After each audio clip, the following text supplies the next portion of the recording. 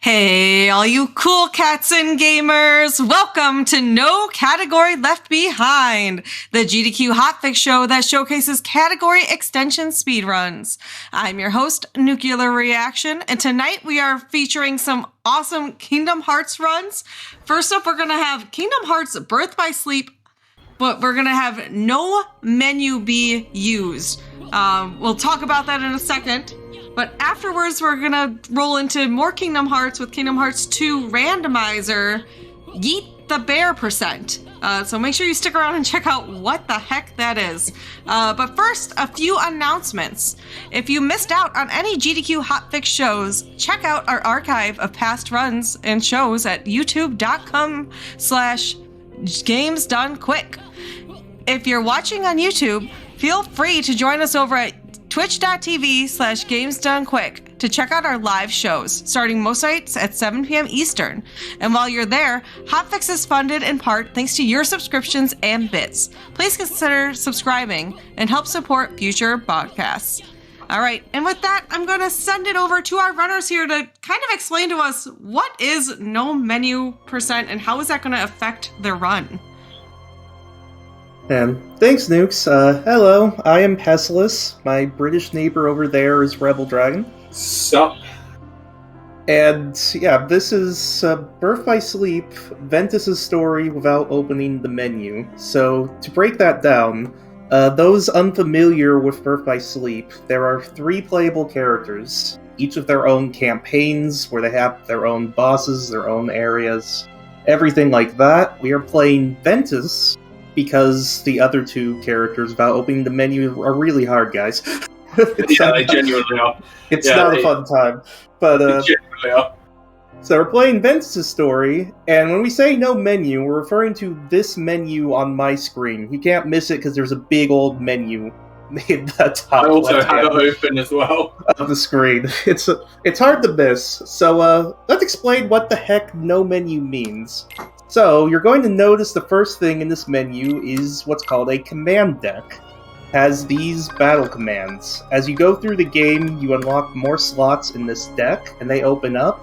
And this deck is all of your normal abilities you would get in any JRPG, Kingdom Hearts games, whatever. Your items, your magic, like your advanced skills and limits, that sort of thing. So, pretty much anything you would normally expect in one of these games. Yeah. You unlock it here, and the whole gimmick is they level up, you combine them, you get stronger ones, you buy and sell them, and it's a cool hodgepodge of whatever you end up with at the end.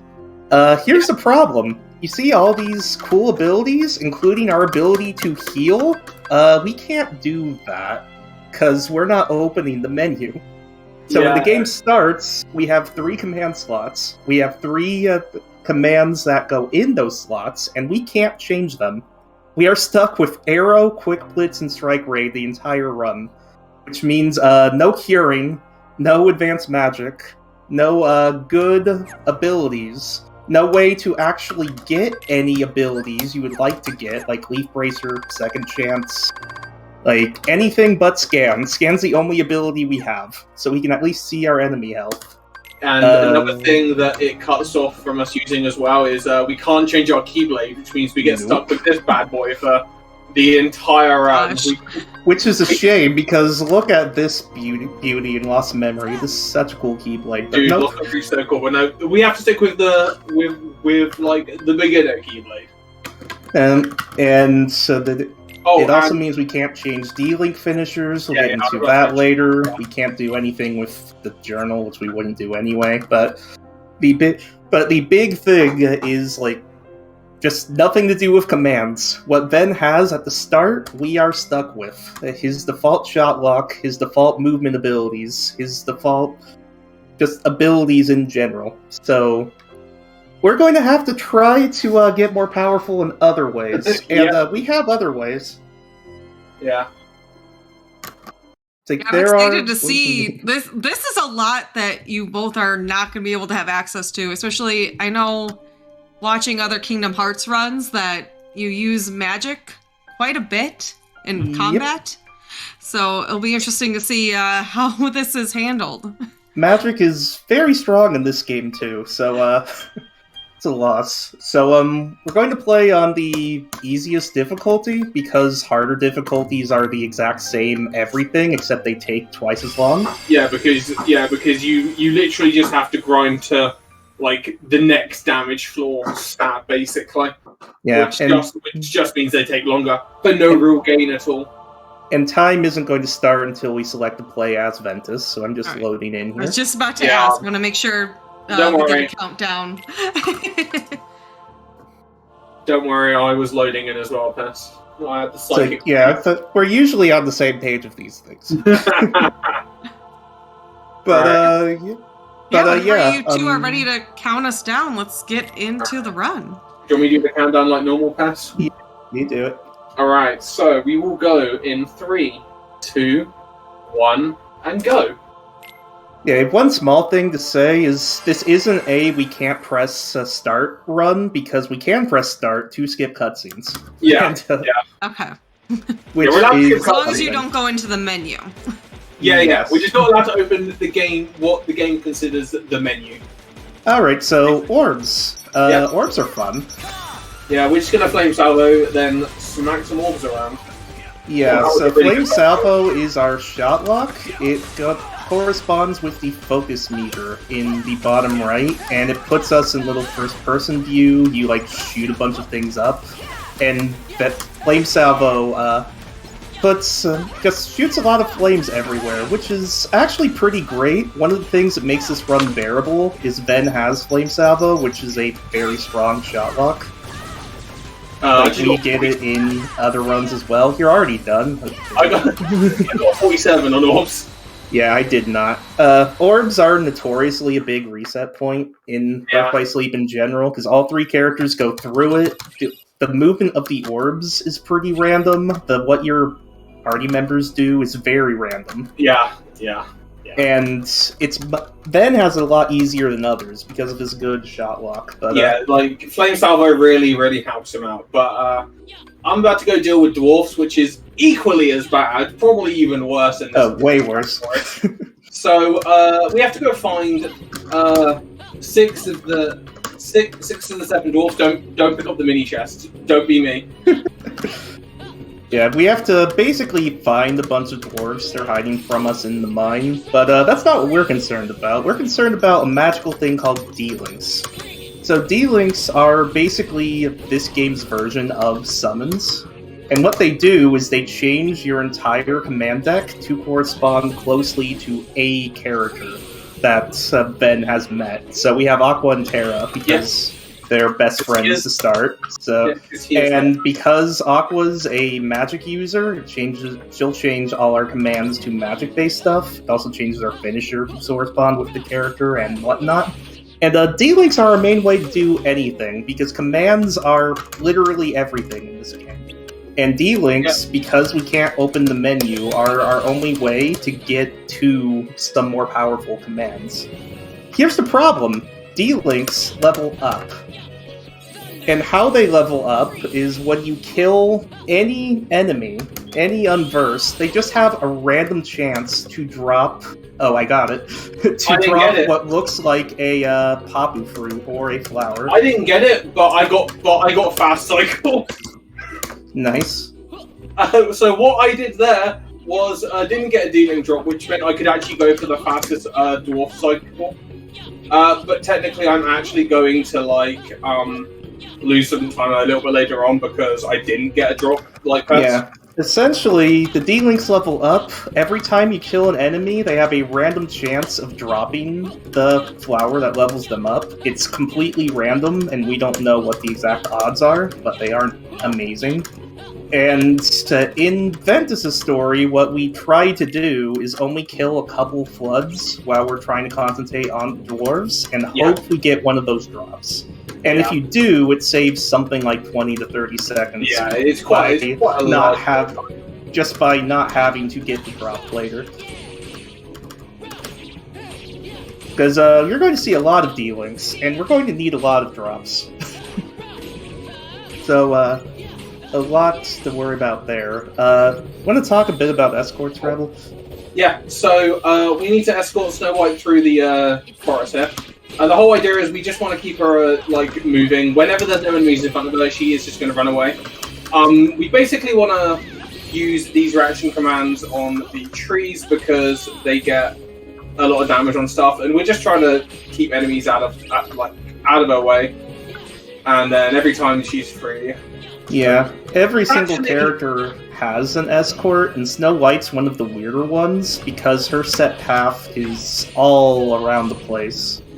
Yeah, and what I am doing here is, if you stand in front of her, it actually stops her from moving. And if you stagger her movements here, she actually, the reaction command for that tree becomes instantaneous, where if you don't stagger her movement, it's kind of random whether it gives it to you first try. So by staggering her movement, the tree has longer to load, so then you can basically like get her through it faster. Something very funny about the start of this run, it's actually very similar to like a regular Ventus beginner run. It's incredibly similar to a regular Ventus beginner run. The only difference is we don't have Slide Dash, we don't have Mini. Both very important commands for doing that fast, so you basically have to revert to an incredibly old strat that we used to do way back in the day. Yeah, what you saw on my screen is you kind of have to let a bunch of enemies live here and just kind of hope they don't get in the way, and they very much got in my way. Yeah, so one thing that it changes is it actually changes how to do the start of Mad Trian. So Mad Trian, I did a full flame salvo. And normally you slide dash over, but yeah, I don't have slide dash to quit, so... So, yeah, it'd be wonderful if we could quit the slide dash real quick for movement and stuff, but it's like, when's the one menu category where we just equip the slide dash and call it a day? And... let's see. Yeah, I'm not going to be nearly that quick. That's really good for Golf Woodland's time. Right, but now here comes where I'm going to lose a bunch of time.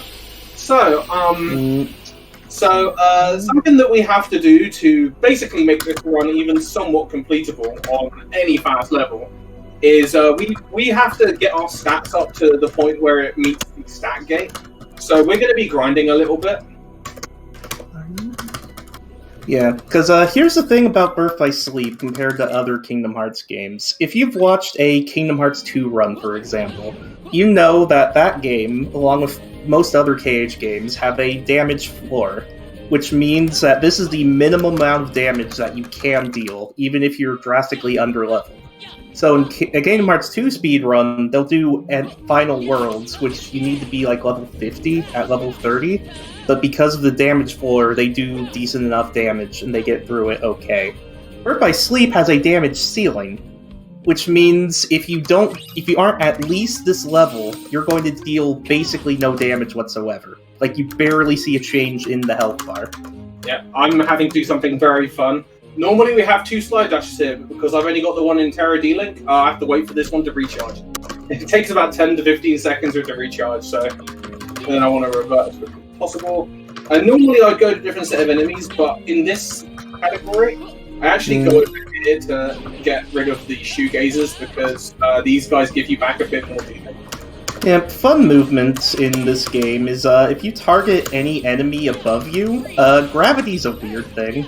If you're targeting just any enemy that happens to be above you, and you lock on and you hit, like, your character will fly as high as they can feasibly go in order to whack them, which we can use to just go up places we're not supposed to. Shoutouts to me, because I'm the one that actually found that piece of movement. Yeah, that particular piece of movement saves, I don't even know how much time. It's a lot. You have to go through a big, like, maze section to get up there normally. Oh, you're kidding me, right? I got both the drops within, like, 2 waves. Oh, so you're just really ahead of me, then. Yeah, but then I have to sandbag on one of the finishes, because I didn't.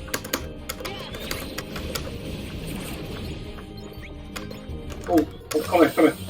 Yeah, so what we're going to do is we're going to rely a lot on Aqua D-Link, not just here, but for a lot of this run. The main reason for that is a command known as Magnera, Magnera is just an AoE effect ability where it drags all the enemies on screen to the magnet, does a small amount of damage, and most importantly, just prevents them from attacking and lets us wail on them. So we're going to do exactly that. We're going to gather them together and wail on them. Because magnet's just the best crowd.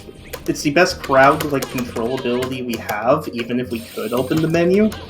So the fact we have access to it without is helpful, I would say. Yeah, and honestly, we can just kind of go around using Mind Square on these things, and give me that, because I want the Snow White. Yep, I got some bad RNG there, where it took me a while to get the other Aqua level I needed. We want Aqua to be level 2, because at level 2, she gains Mind Square. And as you can see, Mind Square just does a lot of damage. Something else that we're looking out for as well is we're looking out for other dealing drops, because even though we only really use Aqua for a lot of this, we actually need Terra for movement, and we need Snow White for legitimately one fight. One fight and one fight only, but it's completely worth us just going out of our way to get it. Because the fun thing about D-Links is that you will get level up drops, like I did there, even when your D-Link is max level, which means you can then revert, go into a different D-Link, and pick the level up. Speaking of, the main technique that we're using to go in and out of D-Link this quickly is simply going in D-Link, using the commands we want to use, and then exiting, knowing that the enemies we killed will drop orbs that replenish our D-Link.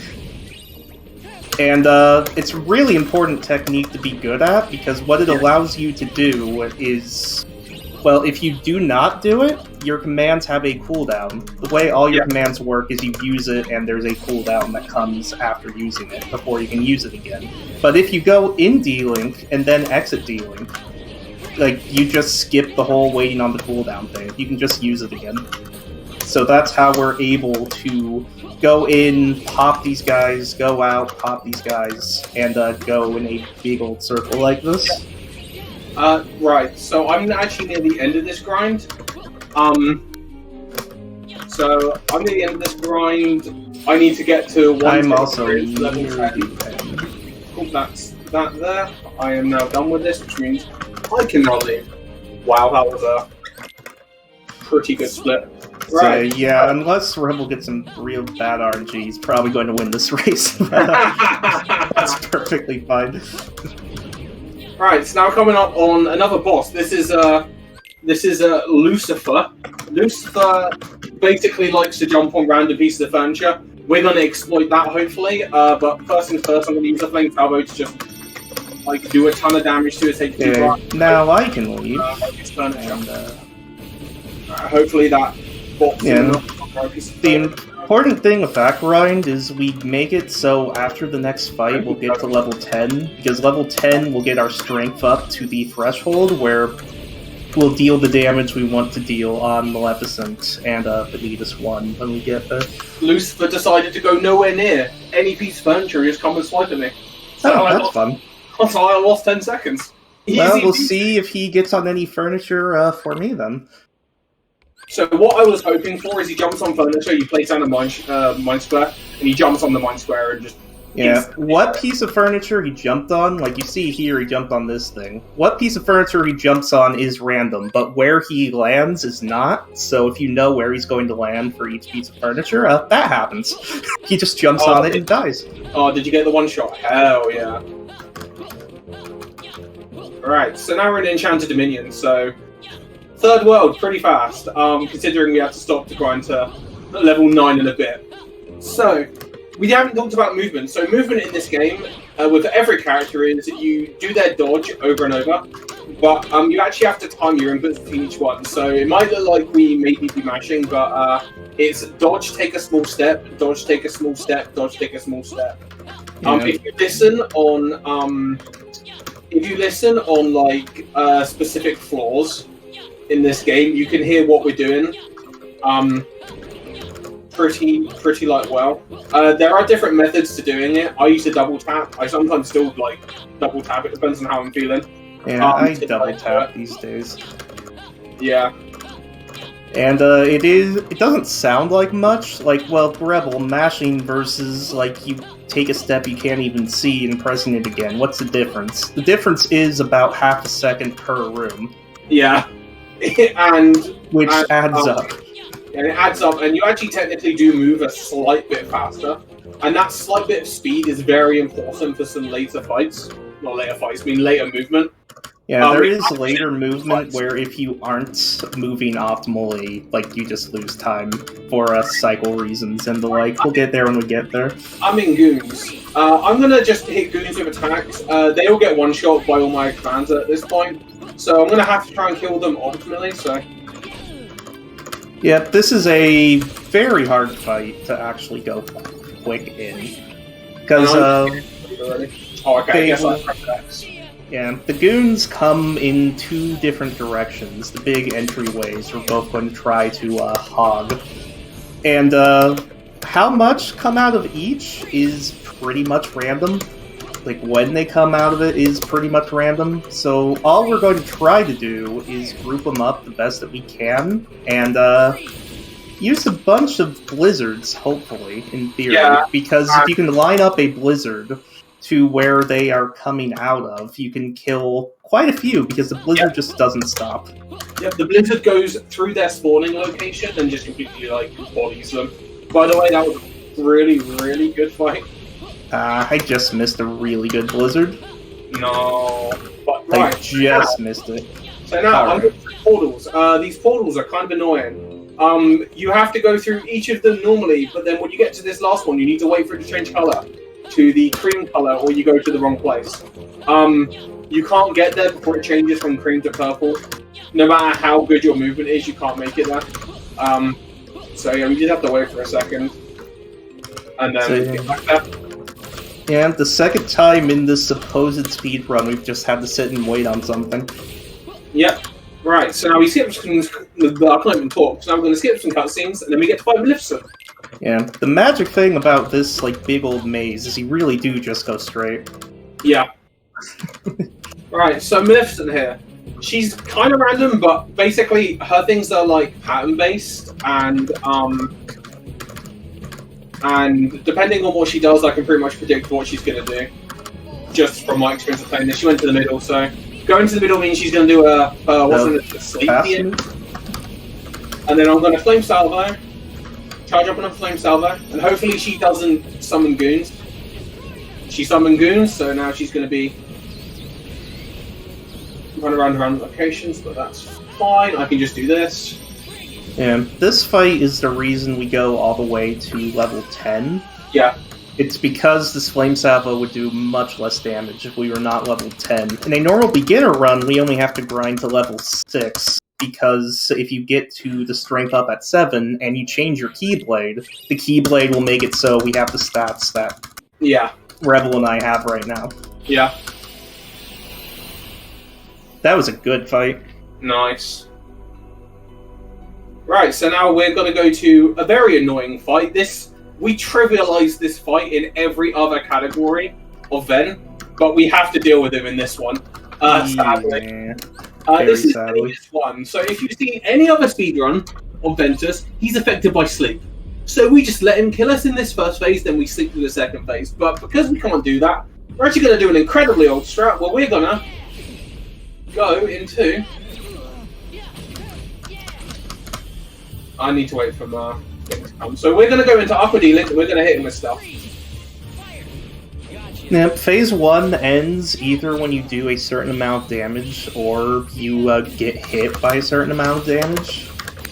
Which, for our sake, means that, like Rebel said, normally we would just die, and that would go through the threshold, and it's fairly quick to sandbag damage here, and not have too much to worry about. And now we've got Mickey with us. Mickey's actually pretty good on doing damage, but the problem with Phineas is right there. He can choose to dodge any hit by teleporting. Which I'm dealing with even in phase 1 here. Yeah. So the whole idea is we want to just keep hitting him as much as possible. Hopefully Mickey does damage to him as well, but Mickey's pretty bad doing damage to him sometimes. But you can also dodge Mickey as well, which is very nice. Yeah. If you watch any other Ven category, literally we put Vanitas here to sleep. Mickey does a crap ton of damage to him. Like, laughs are had by all. In this category, you could just die. That's a thing that could happen. Yeah, you could very, very easily die. Alright. Right. You're about to basically see me going to the second grinding portion. Oh, we didn't mention the thing test. It's fine, we're mentioning it now. Alright. I'm heading into grinding, so because we're here for a good 12 or so minutes. Well, first, let's just explain what we're going to do. Since we fought Vanitas with Mickey here, we unlocked Mickey's D-Link, and Mickey's D-Link is amazing. It's one of the best in the game. The reason for that is, A, it gets Mind Shield, which is Mind Square, but just as good. B, it gets Sign of Fate, which is a big AoE, also good. And most importantly, when you get level 2 Mickey D-Link, he gets double EXP. Double EXP. So whenever you kill an enemy with Mickey D-Link, like, just literally double the EXP. Yep. I'm going to do some enchanted step movement Rebel can talk about when he gets there. But, yeah, we're gonna... So what we're going to do is we're going to go into Aqua D-Link, try to get level ups for the Mickey D-Link, and then we're going to use the double EXP to grind all the way to level 30, which is the threshold we need to be at the end of the game. Because we need to grind a little bit for the next fight, which means we might as well just grind all the way until we no longer need to. So it's going to take us about 12 minutes, which means that first, Nukes is going to explain all of the incredible content coming on the GDQ channel in the next week or so. And then we're going to have a Q&A session with chat moderated by Nukes. So, any type of questions you have for us, ask them in the chat, and Nukes might ask them to us. So, Nukes, take it away. Yeah, chat, get some questions rolling in here. I do want to take a moment and actually say, chat, if you're enjoying this run, please make sure to follow both of these runners. I'll go ahead and link their channels in chat for you. Please go give them a follow. Both great runners. They do a lot of Kingdom Hearts, but they also do Spider-Man and other great things, so please make sure to hit them with that follow. I actually have some of my own questions for the runners before we get into chat questions, but please make sure to ask your questions in chat. My first question is, what inspired this category extension speedrun and for both of you to run it? You tell the story. So there is a real hot story behind this. So what happened? It's very hot. What happened was we got bored at a GDQ, and we just were like, let's just see if we can beat Venom Beginner without opening the menu. And we did, and we were like, this is kind of fun.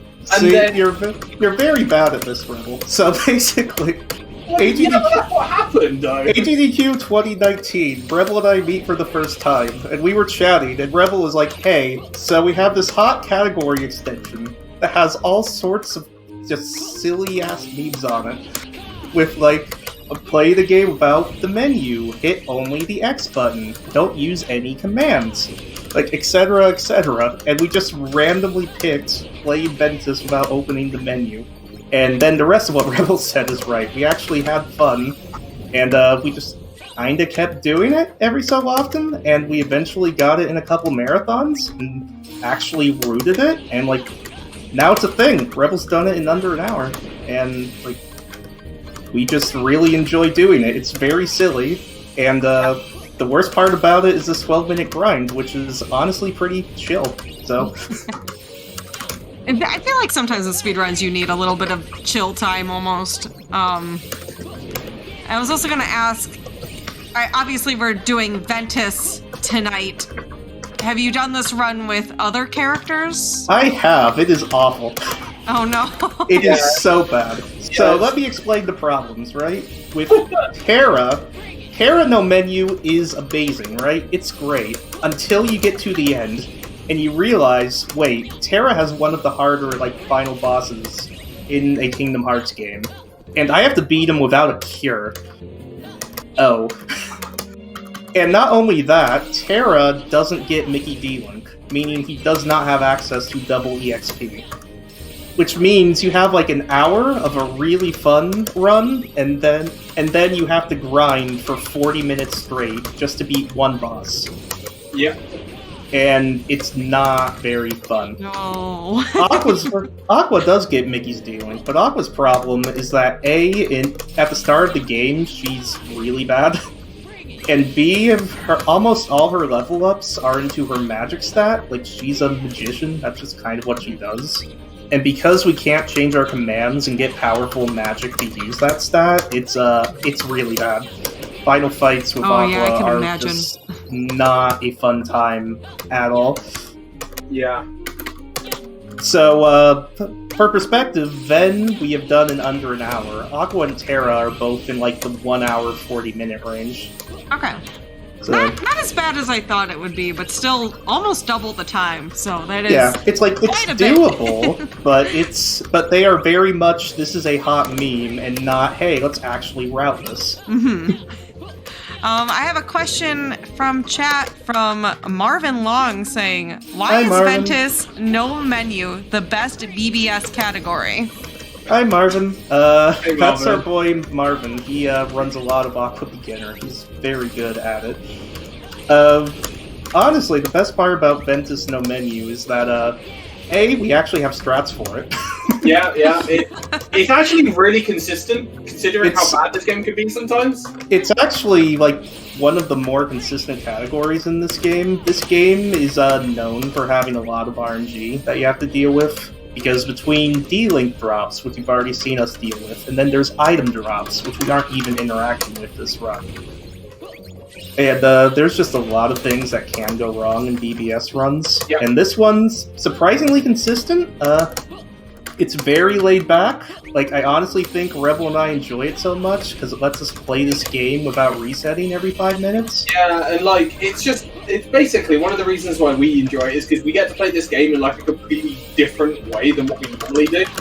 This is a completely different type of speedrun where you have a completely different mindset of how to do it. Because generally we don't really mind about what our times are or anything in this run. Because normally, as we said, we race this category a lot whenever we want to do it because it's just chill because neither of us really mind about who does what or who gets what or whatever. It's just us playing around for an hour. That's why we I can't even talk. We really love it. I mean, it's the type of race and run where Rebel's going to beat my butt this run, on the GDQ channel, and I'm fine with it, dude. It's we chillin'.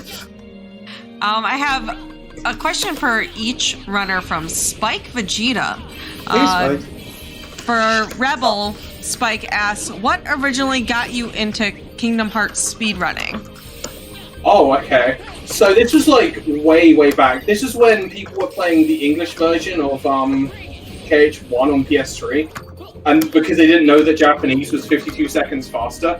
This was around this had to be around 2014 to 2015. I remember I stumbled across I stumbled across Cyberman 6 originally. And I was just that's really cool. And then I discovered Liquid Wi-Fi, and then found out people speed around KH1, and that's kind of how I got stuck into the rabbit hole. So was Kingdom Hearts 1 your first Kingdom Yes, Hearts it speed was. game then? Got it. Yes, it was. And then eventually I found out people ran this game back on, because this was before it got released on PS3, so this was Adam Timothy, or @Zero, playing it on PSP. And then as soon as it came out on PS3, I picked this game up, and I never really looked back. And now here we are doing no menu. Yeah, and here we are, without opening the menu. And then I have Spike Vegeta's question for Pestilus. Is there a Spider-Man PS4 category you think would be good for this show? No category left behind. Oh, boy. Well, there is the main extended thing on this We have 3 meme categories I can think of off the top of my head. We have High Five RTA, which is I'm not High Five RTA. biggest meme that we came up with at a different GDQ, No, it was which me that is came up with that. do do the first mission in the game and then get your butt on the sidewalks and high five 5 people as quickly as possible. It's so and- good. That's the entire run. Good meme. There's a backpack RTA where we just collect all the backpacks as soon as possible. Teens do the first 2 missions, then remember where all the backpacks are, and grab them all. And then there's the 100% no crimes, or crimeless, or I don't know what we're calling it anymore. 100% no crimes now. Which is the problem with that one is it's like 5 hours, but it's 100%ing the game without the crime spawn nonsense that makes 100%ing the game not fun. So it's all the fun stuff, basically.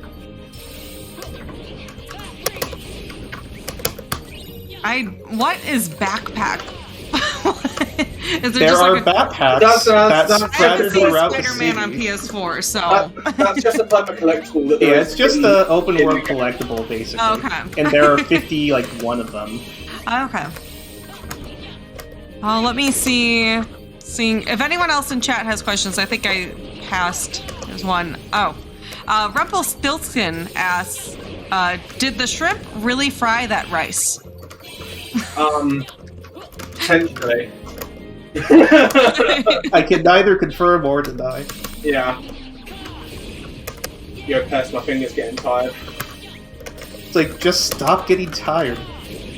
Dude. Oh yeah, something else that we should mention about the controls in this game. So, you might hear some button presses from Pest. He actually plays this game on an arcade stick. I played this game on a controller, and I technically played the game wrong, because when they ported this game to PS3, they changed the controls so you could move the command deck using the triggers. I never learned how to do that. I use the D-pad still, so my index finger is currently clawed up above the D-pad, and it stays there for the entire 12 minutes that we do this. Oh god. I'm level 20. I see Zeldaroth asking about, is the menu button disabled so you don't accidentally ruin this run? No, we don't turn it off. If you open it, you invalidate your run. That's real easy for me, because my pause button on this arcade stick is on, like, the side of the box, so I don't have to worry about it. Rebel, Well, on the other big- hand... The big reason is because that's used to skip the cutscenes, correct? The same button? yes, yes. Yeah, and if you've ever watched Kingdom Hearts cutscenes, whew, this run would be way, way, way longer. This About one 8 would be like 3 hours, I think. Nah, it would be a bit longer than that. It would probably be around 4-ish, I think. 4-ish to 5. Because Ven has more cutscenes than the rest of the characters. yeah. Right. I keep forgetting Ben has like 10 more cutscenes. Yeah, Ven has way more cutscenes. Wait, have I accidentally overleveled? That would be hilarious if you did. I'm Another not really... question from Sater asking, favorite category of a game you don't run?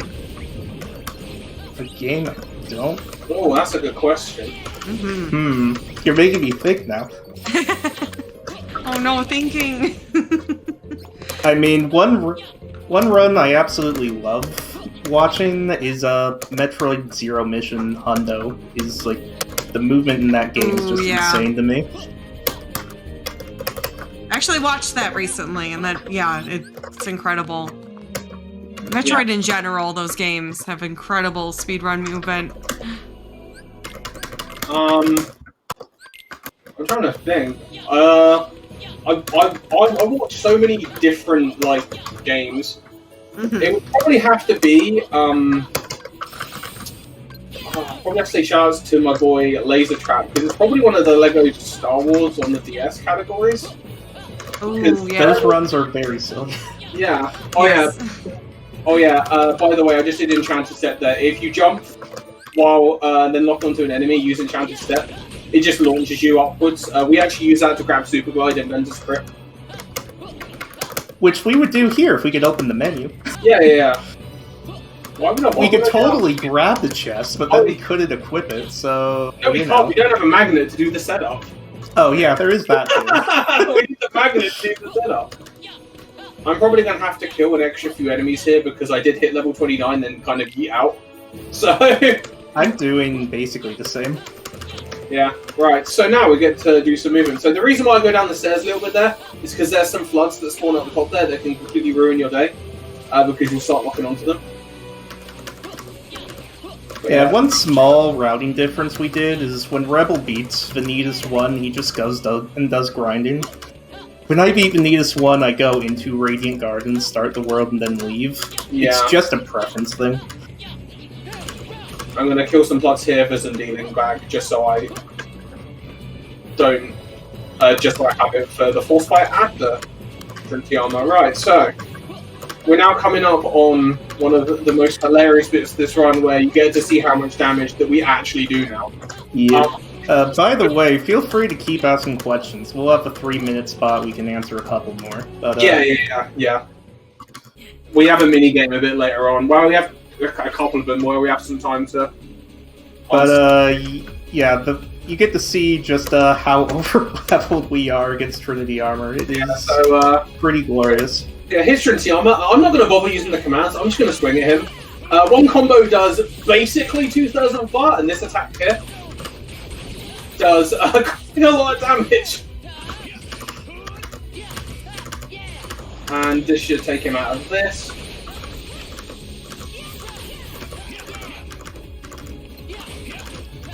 Alright, now I want... Oh, nice. Right, so now I'm just going to guard him. And now I just need to lock on with Flame Salvo. Flame Salvo also gets a lovely boost from my high attack stat. So this just does an absolute chunk of damage. And there we go, there's some Trinity Armor. Yeah, if you want to know what made me fall in love with this category, it was watching Trinity Armor's HP disappear. Because this fight is a pain in the butt in every other category. It's so bad. It's really difficult to do. We just bodied it, and on most categories you do body it if everything goes well. That's the hit band or butt. Yeah, but does that have to do with the grinding you both just did? Yes, that's why we do so much damage, because we're way above the stat floor. So the game just goes, I don't care what your attack is now, you can just go. Yeah, and the thing is, if we wanted to deal this exact amount of damage, we could have grinded, a good 10 levels less than what we did, but we grind all the way we do, because this is the level we need for the end of the run. Yeah. So there's absolutely no reason not to just do all the grinding at once. Yeah, because otherwise we have to go back, because that room that we were grinding in is actually the most optimal place to gain EXP. Yeah, just because it's a big circular room, there are a lot of spawns, there are some bruisers that give some good EXP. If you don't have Mega Flare, which it'd be nice if we could meld that, wouldn't it? That's really the best room Ben's got. Okay. Alright, so now that gets rid of the first wave. 1, 2, 3. Oh, you're kidding me, right? Think you getting bodied? A little bit. Yeah, Rebel's in what we call a force fight, because you are forced to fight enemies, and he's really... Wow, I got kind of screwed there. Oh well, I'll just... Nice. Right, so... And it gets to show how optimized this game is, where we have an actual very specific combo we do in that fight. Yeah, we do. So when I went into the Flame Salvo, you need to do around 5 or 6 presses of the X button to kill the blue sea salts exactly, so no stray Flame Salvos hit any of the wave afterwards. I got a bit unlucky there, because sometimes when you press X, multiple hitboxes come out.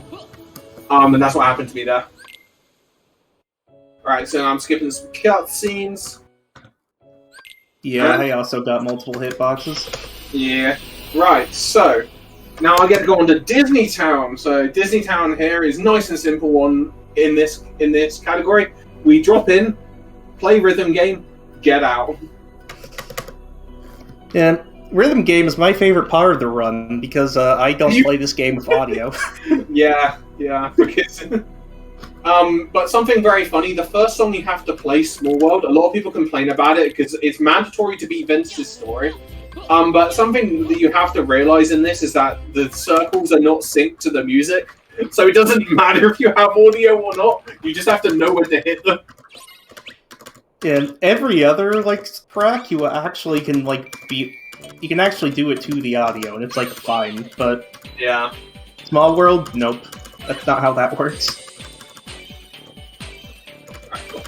Alright, so I'm going to be sat here for a minute, so if there are any of the other questions that have popped up, this is also another decent... Oh, I've got a bunch of questions. A lot of great ones. Let's see. Max Gentleman asks, what is Rebel's ideal breakfast? Oh god, I don't really eat breakfast. That's the meal of the day.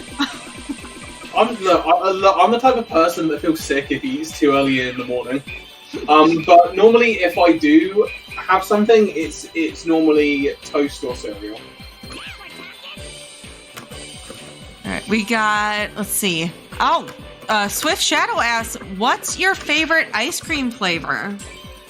Hi, Swift. Hi, Swift.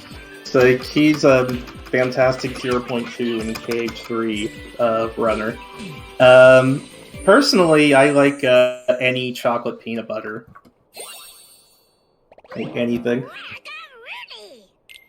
I either like mint choc chip or rum and raisin. It's one of those two. I are normally the ones that I go for. I don't think I've ever had rum and raisin I love ice rum cream. and raisin. I love rum and raisin. Wondering, is that a UK thing, or have I just missed out on it all these years? That sounds like a UK thing. It sounds like a UK thing. It potentially might be. Barrel. Right, cool. Barrel strat. So we're going to hop on this barrel. The barrel actually does damage to the enemies, so we use the barrel to ram into them. And that just saves us on using some focus here. And now we get to just go ham with fling salvos. Yeah. Anyone going to replay Vent's story, it's 1050 is the score you need to not have to play this anymore. Yeah. 1050 is the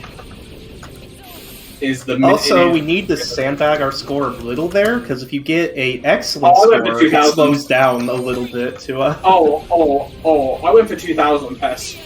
You lost a second? I did! Nice. Alright, cool. Cool, 115 there. Right, so that was a pretty quick force fight there. So with that force fight, you need to basically clear out the waves, and then some jellyfish spawn at the end. Fun fact, that final jellyfish that spawns late because on the PSP version of this game, it couldn't load all the jellyfish being there at once, and they just never changed it when they updated this game. Right, so now we're coming into what me and Pest consider the real race. This is this is the most important competition. Who wins the race doesn't matter. Who gets the highest earn score? That's what matters. And this is also another good place to ask any of the questions that are remaining. Yeah, it's 3 minutes of hitting urns. It's super important because it decides the real winner, but you can ask questions. Oh, and also, I'm showing off what stunner stepping looks like. We do this in regular beginner any percent, because we have EXP Walker on. And this just gives us 6 EXP per tap, basically. Yeah, it hurts. It does, it hurts. Right. Alright, I have a question from Garga27 asking, not factoring in gameplay, who is your favorite BBS character? Oh god. Terra. Probably. Also, we love our boy. Also, Herc is just confirmed that you've definitely won this race. Oh, heck yeah. Yeah, Herc's already at 30, dude, and I've just hit 20. So all you need to know about Earns is Earns 1, you get the 15, that's it. Earns 2, you have to beat Herc. And Herc, on average, will get 50, but when he wants to, he'll get 150. And when he gets 150, you have to actually deal with him. Yeah, you actually have to play, dude, and it's not fun. It's very scary when Herc decides he actually wants to. Herc, leave my barrels alone! Oh my god! What is wrong with you, man? Thanks, Herc. Yeah, Herc's doing you a favour today, Pess. He's done you no favours like every other time he's raced. So he's done me no favors recently. I'll take it the one time. Yeah. What's like the typical score? So if Herc gets like 150, how close is that for you to get that then? Oh, that's like the lowest we'll get on average is like 170. So okay. it can So get a not too little bad. close, but Yeah. yeah, it's not. We're never in Little danger sweaty, of but losing. not too We bad. just we oh, never get in danger of losing. It just screws us when we're on the real race. Yeah. Yeah, on beginner you're in danger of losing because on beginner we actually stop playing the minigame to gain EXP. Oh. So yeah. Yeah, and beginner's a Interesting. whole other. Herc might make this interesting. But a couple more questions if you got them, I think. Yeah. Rumpelstiltskin asked, what do you feel is the biggest difference between speedrunning Birth by Sleep and other KH games? Oh boy, you're going to get me on a soapbox. Oh, by the way, chat, please remember the score 230 because that was mine. Oh, you're going to win, dude. Yeah, so the way I describe it is in a speedrun sense, the other Kingdom Hearts games they play like action games. They play like, this is the skill set that we have, this is the enemy that we're defeating, and like these are kind of the combos and tools that we use. Birth by Sleep is a full-on RPG speedrun. It's full-on, you grind, you have drops, you have tons of RNG, and to be good at Birth by Sleep, you have to know how to react to a bunch of nonsense. Adaptation is a much bigger factor in this game, in like, you know, your routing aspect. Because you sometimes have to think on the fly about how to fix yourself. Because like stuff can just go wrong through no fault of your own, or like you don't get stuff at the right times. You just have to know how to just react. Yeah, the quintessential E1 turns, by the way. The quintessential Birth by Sleep experience is my world record in the Terror Crit category for a while. I screwed up the route, knew how to back up the route with older strats, and PB'd by 10 seconds. And that is quintessential, like, being good at BBS. You gotta be able to do that crap. Yeah. Every other KH game, you screw up the strat, there are backups, but like it's not nearly the same adaptability. This is what we want to do, and like hopefully it works out more in those games. Yeah. Alright, I'm going into Meta 1. This is a lovely fight where we have to just ram into him a few times because our damage is incredibly high. And getting caught on him like that I did there is kind of annoying. But I'm gonna hit him again, that's it. Cool. Yeah, there's not much to say about jellies, which is like Yeah. we just hit them. Just Shout don't out press to the fact- square, because if you press square, Herc will try to be helpful, and he's not helpful. We use Cyclone, which is a PSP strat for this game. Like, that was a PSP strat that never really continued, because Magnet is so much better there. But because we don't have Magnet, Cyclone is the next best thing that we can do, so we go into Cyclone. Alright, so this is another fight where I'm going to use the Aqua D-Link.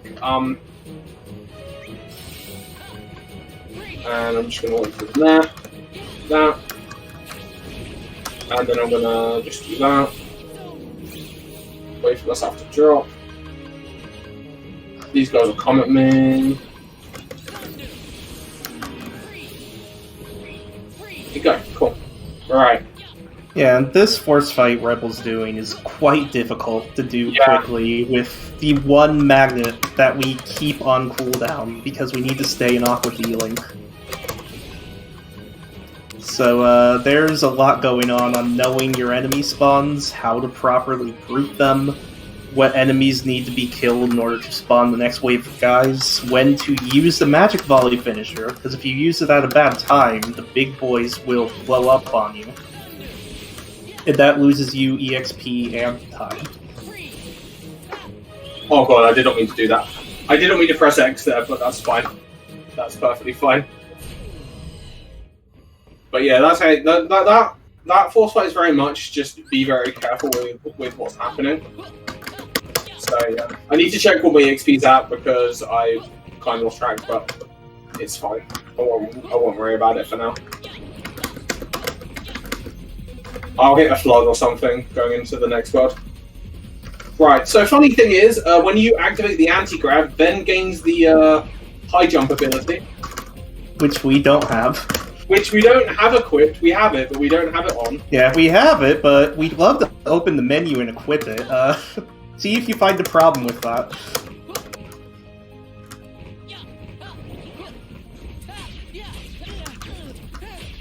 I'm 73 away, which means I'm gonna have to. That works. I'm gonna have to sandbag on Snow White and then get up the thing, please. Sandbag on Snow White and. Yeah, this is kind of the adaptation we're talking about, where Rebel decided to go fast by killing less things during grinding. So the decisions he's having to make is, okay, how many guys do I have to kill now? What spawns are the best for me to go after? And, like, even in a category like Aqua Level 1, which is very optimized, like, you still have to make split-second decisions like that pretty frequently when you speedrun this game. Yeah. Dude, I actually had D-Link after the Force fight. I never have D-Link after that Force fight. Neither do I, but I did. Yeah, so that was minute 2. You just do Flame Salvos on him. If I was level 30, that would have been a bit faster, because sometimes you're level 30 here.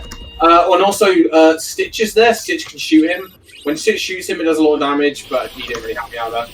Yeah, we hope Stitch will help us, but he usually doesn't. So now we get to go into Neverland, and Neverland is where we get to make use of Snow White D-Link. We leveled up Snow White D-Link for the Force fight that's coming up, and we only need it in the Force fight that's coming up. Yep, we leveled it at the start of the run for the last Disney World in the run. Go figure. Yep. Come on, Stitch. Shoot him. Shoot him for me. Right. So the reason why we leveled it up is because we need Bashful, which is Warp. Normally Terra is the only character that gets access to this outright broken ability. Basically what Warp does is it just despawns enemies. So yeah, we're just gonna despawn some enemies here. Yep. The downsides are it does it at random, and they do not give you EXP. Yeah. So yeah, so as I said, I'm gonna have to try and sandbag a little bit here. If they did give us EXP, then we would use these same strats on goons all the way back in Enchanted Dominion. But we need EXP from those guys, so...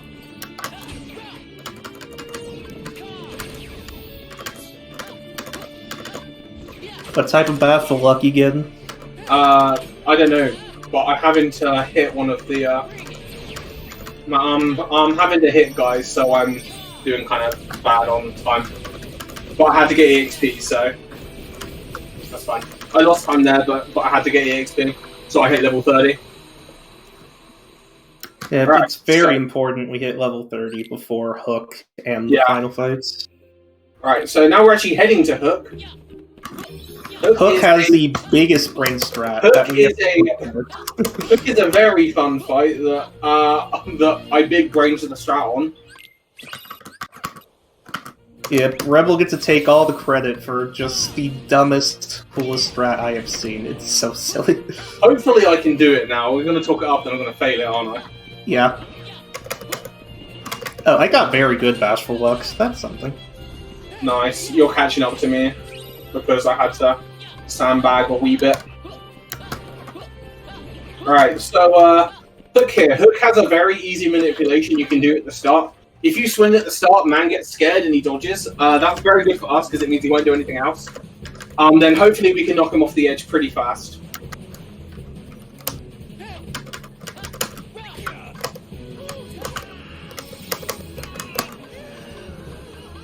Oh my word, my controller messed up on me.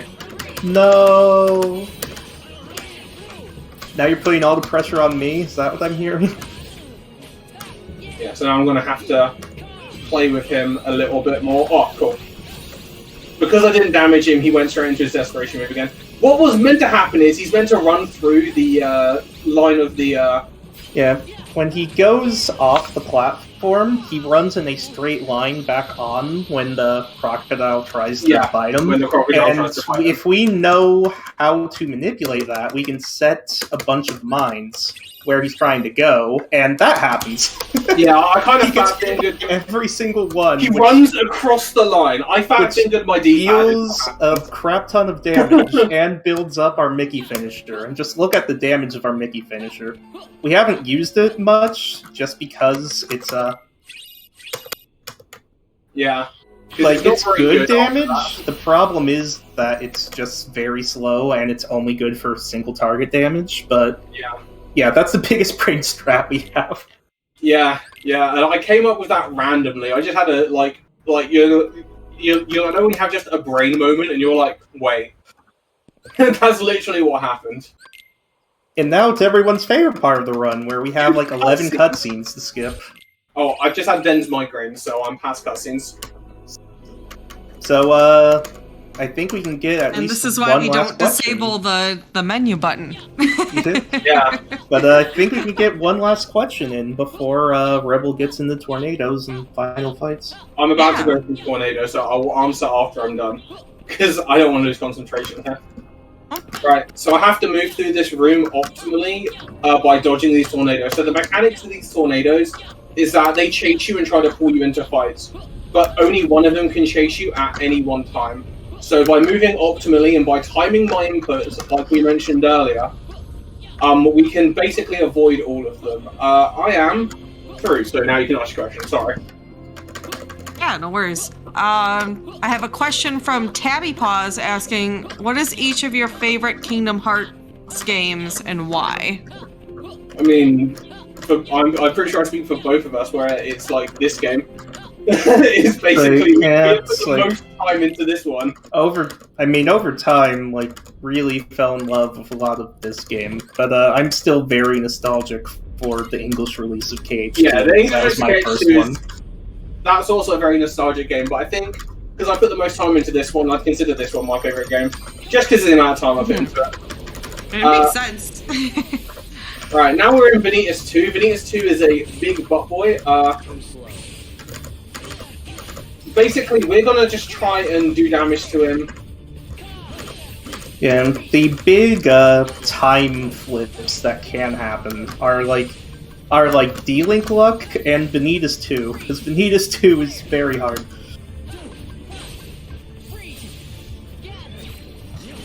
Basically, we're both going to go into Aqua D-Link, and the main point is that Aqua has some decent commands, a decent finisher, and most importantly, a cure, because we're probably going to need the cure.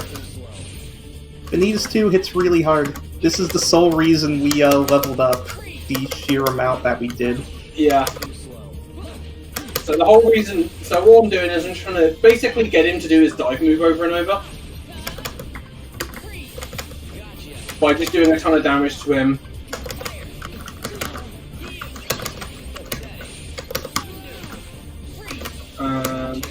Smacking the lizard. Smacking it. Fire. Thunder.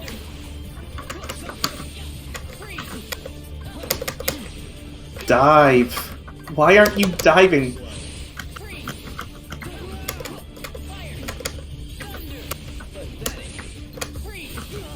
So, we really want him to do a attack where he dives underground and there's a bunch of flames everywhere. There it is. Because the magic volley, which is Aqua's finisher, is going to hit quite a bit. Otherwise, Vanitas 2 just has a way to teleport around and dodge pretty much anything we would want to do. Oh, and he completely screwed me out of, like, everything, dude. He's not being super kind to me. Yeah, I kind of got screwed there. I, like, lost all my time to that fight. I just couldn't get any hits in, and then I ran out of D-Link right as he went for the die, second dive. good. I ran out of D-Link right as he went for the second dive, so I lost my magic volley right as he did it. So, Vanitas 3, final boss. We don't have any D-Link, because we just used it, and it carries over like that. Well, we do have our shot locks, and enough help to pray that we get through. That's basically the strat. Like, the shot lock give us iframes, so he's not going to be able to deal damage to us while we do that. And otherwise, we're going to smack him about, and we're just going to hope we have enough HP to not die. What? Yeah, this is like genuinely a... This is like genuinely a really hard fight. We try and do the single hit stun on him, but basically we're just gonna try and hit him over and over. We're gonna go. Yeah, the best move that we have here, besides our shot lock, is the Air Flare 2 finisher, which is just the finisher we happen to get by doing the strats that we choose to do. And the big thing about Air Flare 2 finisher is that it gives us iframes, which, most important thing. Right, I'm going into final phase. Time's at the end of this part of the fight. Yeah, when he uses last word, and there will be time. It's a big old anime ending. It'll be hard to miss.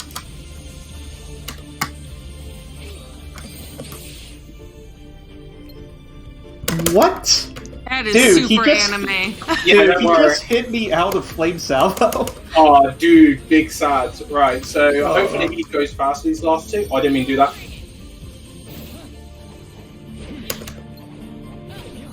Oh no. I'm dead. I'll try not to, but I'm pretty confident. This is going absolutely poorly for me, so it's all fine, Pez. Do not worry. The end of the game is like... Well, I can show off Sword Bill if I die, so there's that. Yeah, there's that. You can at least show off how much damage you can do with Sword Bill. But I get to show off how hard this actually is. I'm getting the one hit. Alright, yeah, I got very screwed there. I did a... Okay, we made it. I did a shot lock a bit too early, so we started teleporting around. And time is at the end of the last wish command, which is in about 5 seconds, so... Rebel, you have to watch my Vanitas 3. I clutched that. Did you clutch it? Oh, hell yeah, dude. I got screwed on Flame Salvos twice, and don't worry, dude. I can tell you now, Tess. I was, wow, Vanitas, buddy. Is Vanitas really, like, going for you? Oh, he's really going for you, dude. What we try to do is just use shot locks, and we do anything that gets us in a, like, Dragon Ball thing. But when he does this, like, yeah, when he does nothing, it's... Oh, dude, he did it twice? He did it twice, dude. Yeah, when he does that, there's not a lot you can do. And this is, like, based on us trying to build the command gauge in the bottom left. Yeah. And, yeah, I'm just getting really bad RNG, which sucks to run, but... Don't worry, I got bodied by both Vanitas 2 and Vanitas 3. And... time. Hell yeah. GG! Someone just asked a very question chat, can last word miss? Right, so, last word. Last word has some very weird mechanics to it. So the final move of this game, if all the hits before the final hit of last word misses, it will never miss. If all the hits of last word hit, the finisher of it is probably going to miss. That's just the mechanics of how last word works. Yeah. So in the speedrun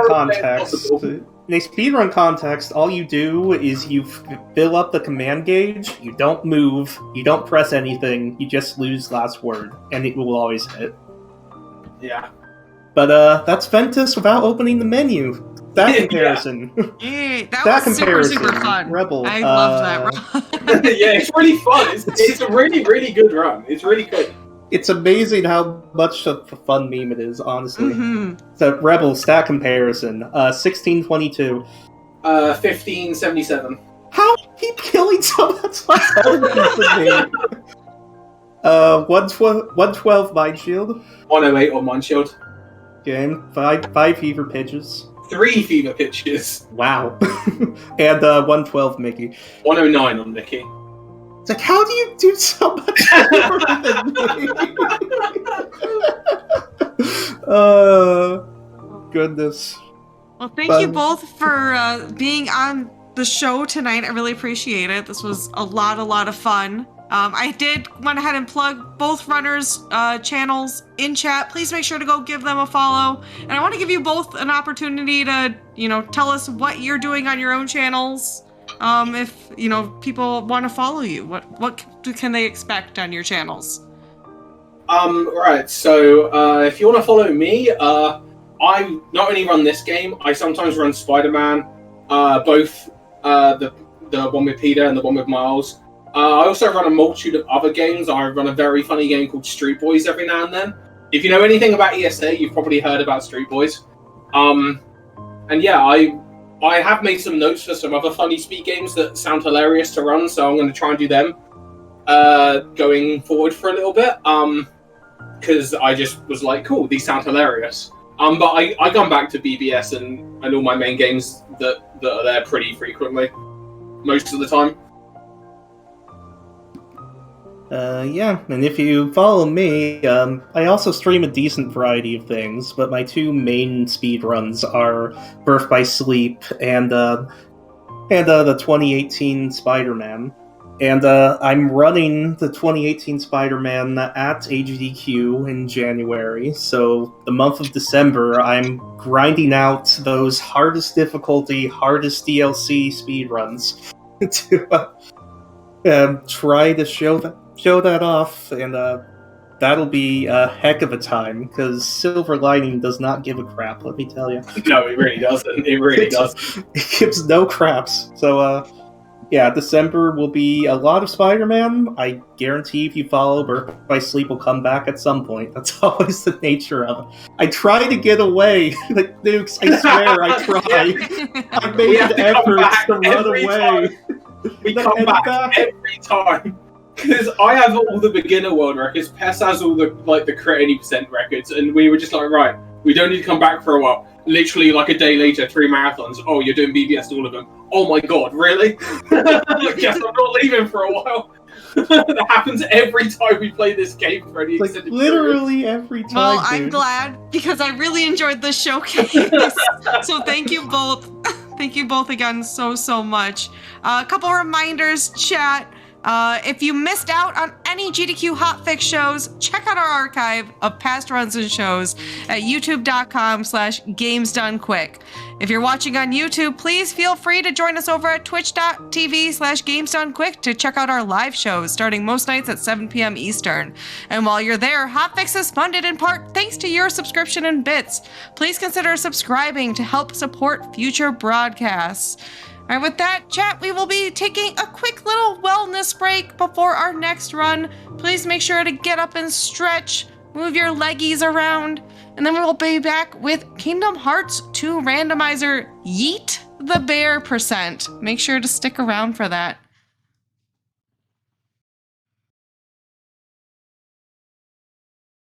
Hey, all you cool cats and gamers, welcome back to No Category Left Behind, the GDQ Hotfix show that showcases category extension speedruns. I'm your host, Nuclear Reaction, and joining me is Derpy Dragon with Cage 2 randomizer Yeet the Bear %. But first, a few announcements. AGDQ 2022 will be starting January 9th. Visit GamesDoneQuick.com for more information and detailed dates on the event. Stay tuned after this show for Community Spotlight featuring Donkey Kong Tropical Freeze all stages. Tomorrow, starting at 7 p.m. Eastern, is Game Masters with Link to the Past Randomizer, and after that is Time Capsule with Tomb Raider 3 and Banjo-Kazooie. All right, with that, Derpy, what is Yeet the Bear %? I know a lot of our audience has been asking. Yes, so Yeet the Bear % or Poop Hog %, you'll hear it either way. Our primary goal for this seed is to find the 5 torn pages to get to the last part of 100 Acre Wood to do the final minigame, which you spin around with Pooh and essentially get a pot off of his head. So we call it Yeeting the Bear, even though you actually never throw the bear in this one. In KH1, you actually yeet the bear in 100 Acre Wood, but not here. But yeah, it's a meme category that I came up with based on a meme. I know Destar in the chat already posted the Poo Pog emote. Yeah, I can go into the history more of it once we get started if we want, because there'll be some time. But yeah. Yeah, let's get this run rolling. Go ahead and count us down when you're ready. All right, I'm ready to go in 3, 2, 1, go. So yeah, so in Kingdom Hearts 2 Randomizer, we have what we call Blitz tournaments, which are tournaments where we do them very quickly, and you can set a theme for the tournament and host it at all. So it's been a meme in the KH2 Rando community of Poo Pog. And how this meme started was in Mr. Spike Vegeta's chat. I'm sure you know of him, Nukes. When KH2 Rando first came out, and we were all new to it, it was all about kind of figuring out what was the best. And I, being an upstanding member of that community, kept making the joke that, 100 Acre Wood's the best world.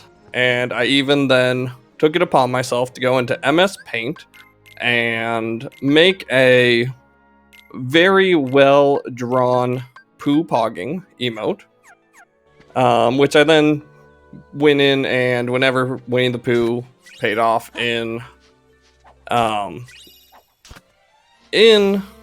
Rando, would obviously spam in the chat, and it eventually became a meme in the community of Poo Pog anytime you go to 100 Acre Wood. And then we called the final minigame Yeet the Bear. So you saw me go in there for those first 3 checks. That's always free. That's always available to you. So we'll start off there. We'll head back to 100 Acre Wood. And where you see us spawn in there, the Guardian of Assemblage, that's a mod we have in here to do KH2 Rando. Essentially, it gives us access to every single world in the game from the beginning. So you can route out which world you want to go based on the tools you have. So we go to Pride Lands first because we're Lion Sora. And being Lion Sora is nice because we don't need any extra movement to get around. And also, we only need to beat these 2 enemies, and we basically get to do all the checks in this world for free. And we have strats nice to do in a these rando. Yeah, it's the Dodongo's Cavern. Even actually more so, it's old school Deku Tree, where you needed nothing and it was just open, where you just can go in there and you can get checks. And also, I have my tracker up, and I'm using a hint system called All Blue Numbers. And what it will tell me is when worlds are done, when I found everything important to that seed, which for our main concern is, for me, torn pages. Those are the most important thing, but there's other tools out there. But I actually already know that this world's not going to have a torn page or any other important check. So you might wonder why I'm still here. Why come in here if I know there's nothing in here? It's barren. Because good abilities can be in here. And we've already seen 3 of them. Explosion, Finishing Plus, and Slide Dash. So it's really good combat tools for me. And because this world is so quick and simple, even though I already knew it was done, there was no chance I was getting anything good here, I still wanted to come in here just for those chance of good abilities. There's also potential for more movement. Because randos are randos and you can customize them how you want. So like right there, I just got quick run, so that's even more movement. I messed with these settings to help fit this show a bit, and we're starting with something called Schmovement, where I started with level 1 of all my movement abilities, just so that we can walk around the world a little quicker and I don't have to walk as regular Sora. Because regular Sora is very slow. But yeah, and then we just got Guard, which is another really good ability. I'll be sure to show off a lot of these as we get into fights. But yeah, we're coming up to the end. Is Schmovement an actual setting for KH2 Rando? Yes, it is. It's that's wonderful. It's a newer setting. We actually have gone through a lot of variations in the settings. to where you now can start with a lot of stuff. And so yeah, that's a setting where you could just turn on. I also started with scan right away. I set it so I start with scan so that we can see how much damage we're doing, because that's always fun. Yes. And yeah, that's about it. Other things, I didn't call it out when we found it in 100 Acrewood, but we found a money pouch, which is really nice because it gives me 5,000 money that I could just come spend on a lot of ethers, because we're going to use those a lot. So I'm going to go right in here, right next door to Pride Lands. We're going to Agrabah next. So now this world does have important checks for me. I know that because my tracker doesn't have it as blue. And yeah, I'm going to die to this guy, because it's a lot quicker than doing the actual fight. So now we just get to walk around, we get to do some checks, and hopefully find important items, which are things like our magics, the torn pages, the summons, forms, which is a great combat tool. So there's a Feather Charm, that's Peter Pan, so now we can summon our buddy Peter Pan. We saw him in the last game in Birth by Sleep. He's back here.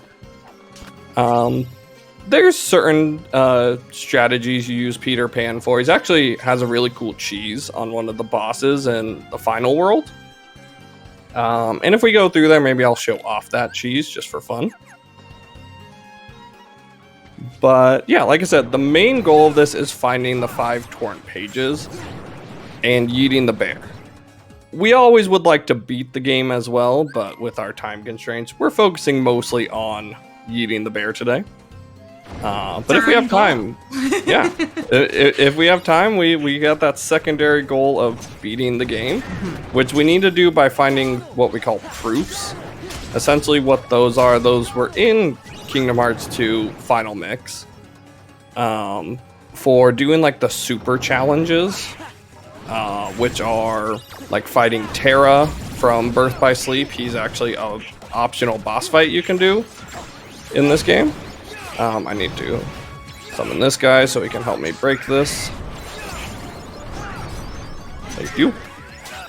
So yeah, you need certain items to break that bizarre stand right there to get the check that's below him. And I'm just gonna heal here so we don't have to hear that low health sound. And do some menuing. So yeah, we got guard. We also start with horizontal slash, which is one of the best abilities in the game. And we will absolutely use that on certain bosses. We'll get to show that off. I don't think I've found any other keyblades. Oh, I have. Yeah, we'll take this 1210 keyblade. Sounds nice. Because we're also playing on crit difficulty, which is the hardest difficulty, so things will kill me. Even though I'll be getting pretty leveled up and I'll have a lot of stats, I still will die pretty quickly in any fight. Because, yeah, it's crit, and things will kill me in one shot. Because of movement, I'm actually going to get to skip a lot of enemy triggers here. That Blizzard was just our 3rd important check in Agrabah so far, and there's still more items here. I know there's still more things in this world. We're only going to be going a bit farther here for our first visit, so we might have to come back to Agrabah later.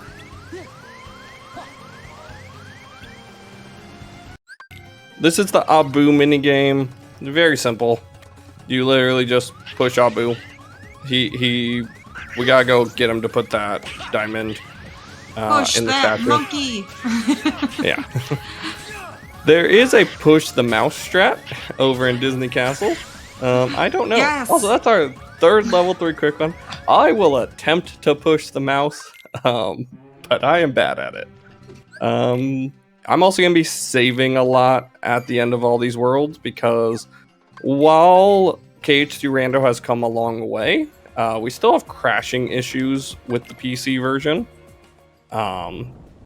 So you'll see me saving just to make sure we don't lose progress if we crash. So what I'm going to do now is I'm going to do what we call shotgunning the worlds, which I'm going to be dipping into a lot of these early worlds.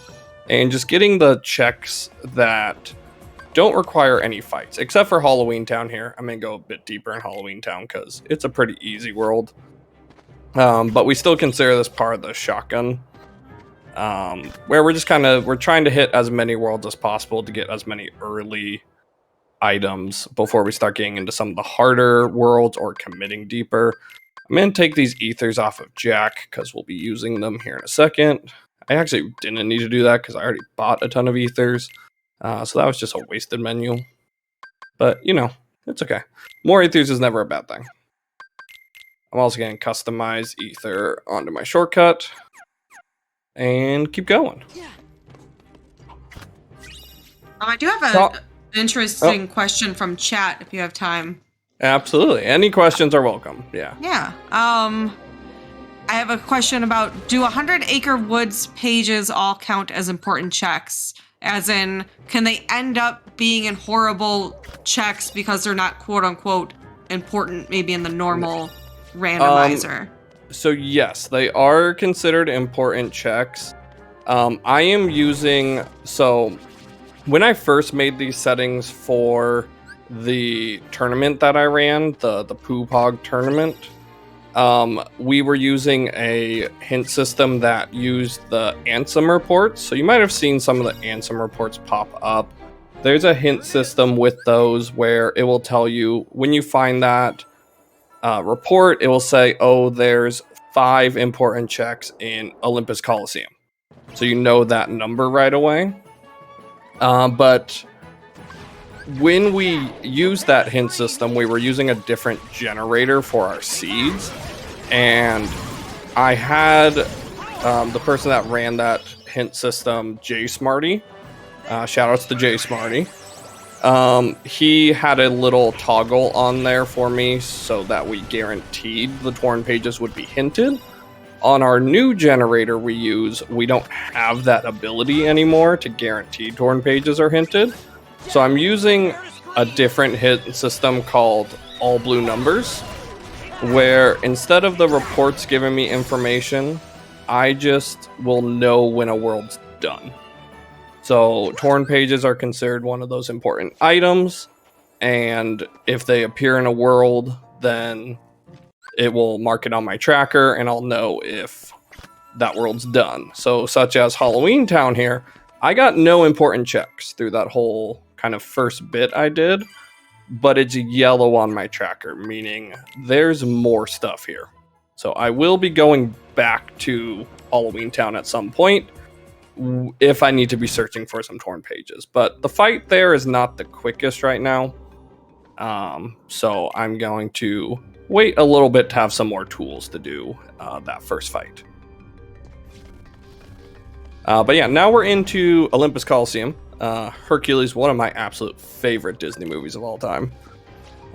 So I have a soft spot for this world. Yep. I got a Hercules statue right next to me, right next to my monitors over here. It's definitely up there. So yeah, I guess Nukes and then chat, because you said it's in your top 3. What else is in your top 3, Nukes? And chat, your top 3 Disney movies. Oh gosh, see for me, I have to categorize Disney, of course, by like you got your your classic Disney, and then you got your like your Pixar Disney. Like those are all different to me. Classic, modern. You can even put like 90s Renaissance Disney as its own category. I'm right there with you. Whenever I get asked that question, I'm like, man, this is a hard question. Yeah, there's so many different eras. But for me personally, I always say my top 3 would be Lion King, Hercules, and Aladdin. Yeah, I would agree. Lion King and Hercules are absolutely up there with me. I will give a big shout out to Big Hero 6. I love Big Hero 6. Yes. That one's right up there. If we're getting into Pixar, obviously Toy Story, Up. Up is just one of the best movies of all time. I really loved Coco for Pixar. Coco was amazing. Yes, that is one of those. As most Pixar movies, I can't watch that without my eyes getting all wet for some reason. It's so good. I showed that to my class for Halloween. That was what we did for our Halloween party. That's very soothing.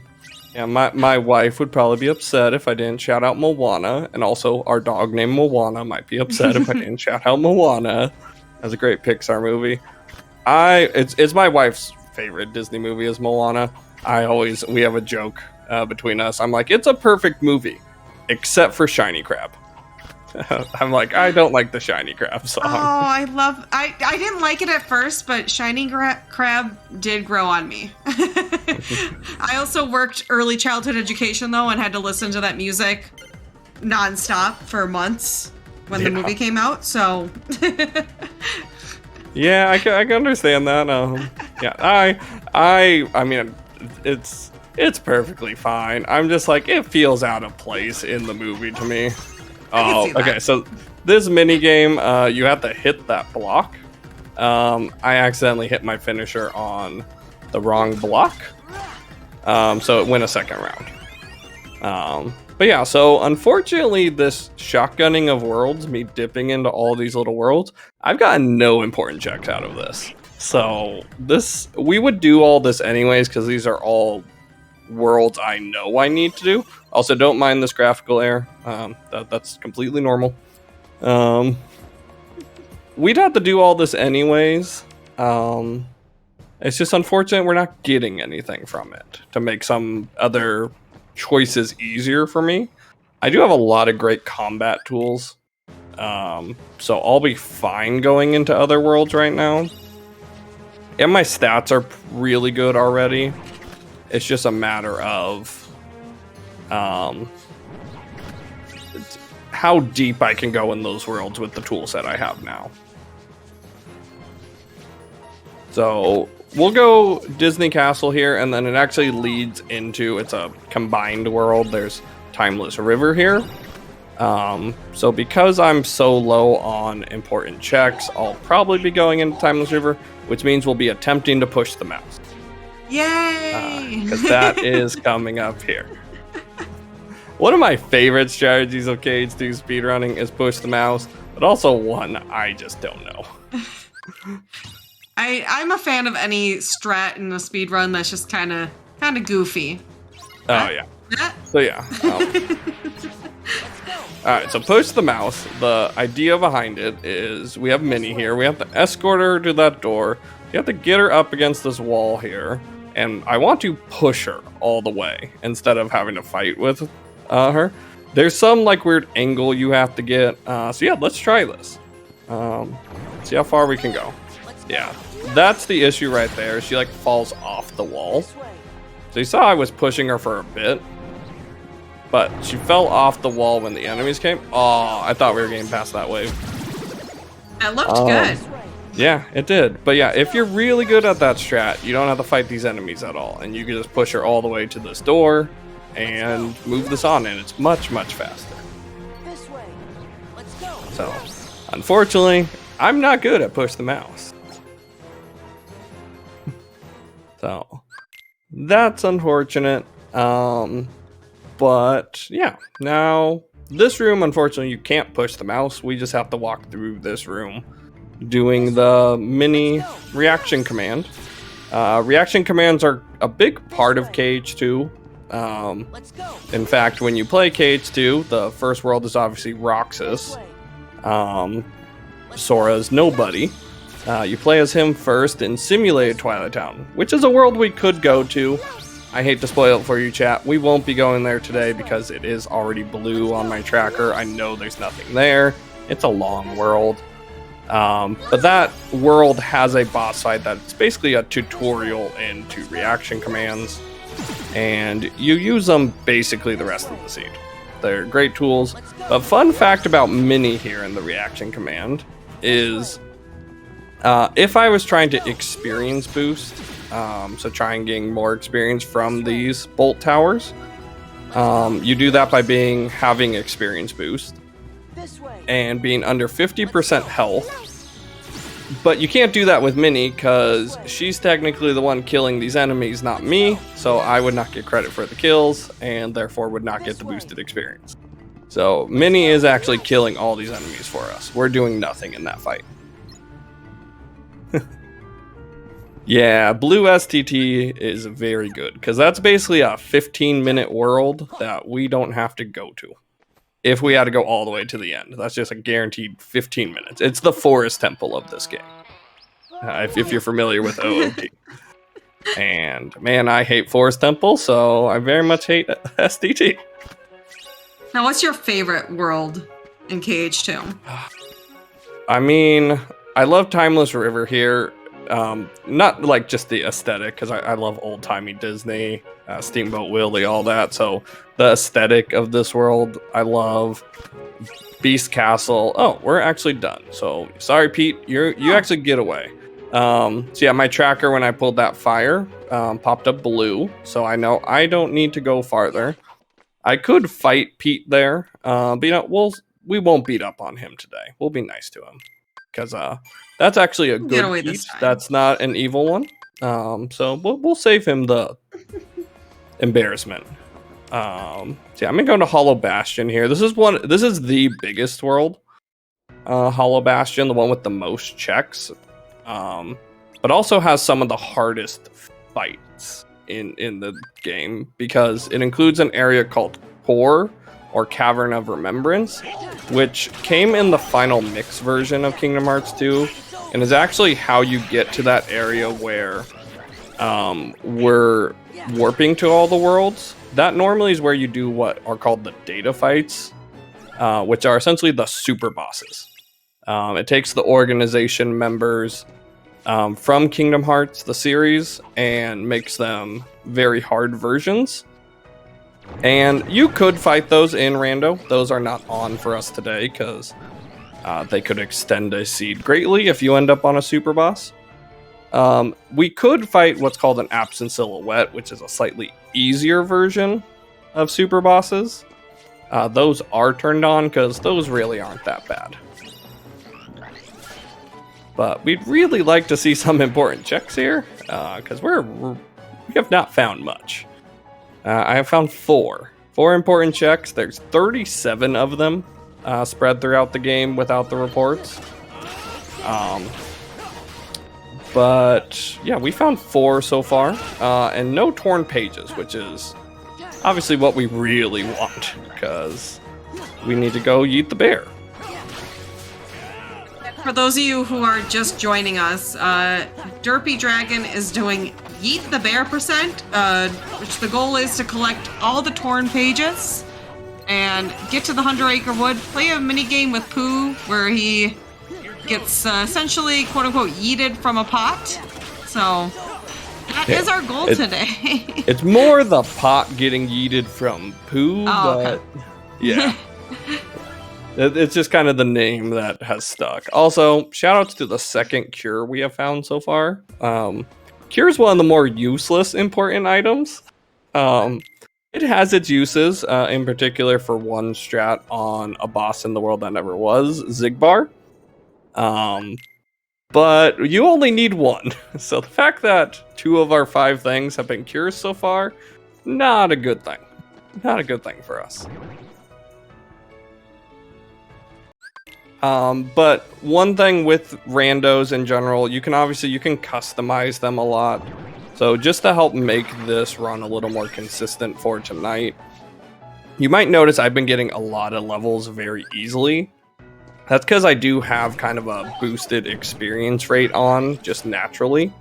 Don't need the experience boost ability, so we're just getting levels a little quicker. Also, our keyblades can be very statted. Normally a Keyblade can only go up to 7 in the base game.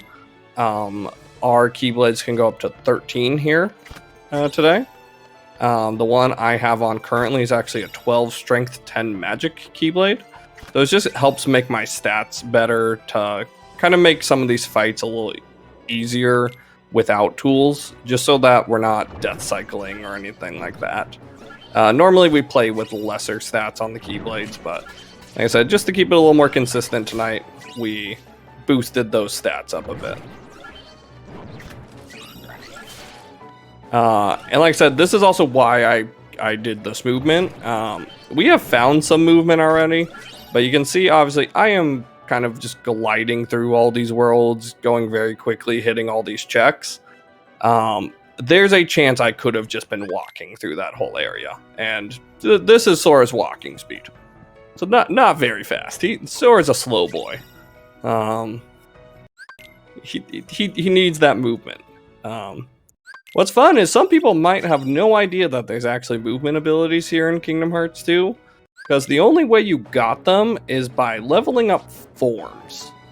We haven't seen forms yet, but forms level up in very specific ways. And if you were playing this game casually, you might not have leveled up a form. Especially Glide here. Obviously, I'm gliding around. That comes off of Final Form, which is very kind of obscure for most people, especially if you've only played the PlayStation 2 version and not the re-releases. Because in the PlayStation 2 version, you don't get an ability called Light and Darkness, which helps make it easier to get Final Form, and you just had to essentially luck into it after fighting Roxas in the world that never was.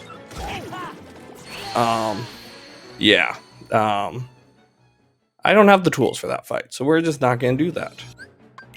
You also may have seen me... Oh.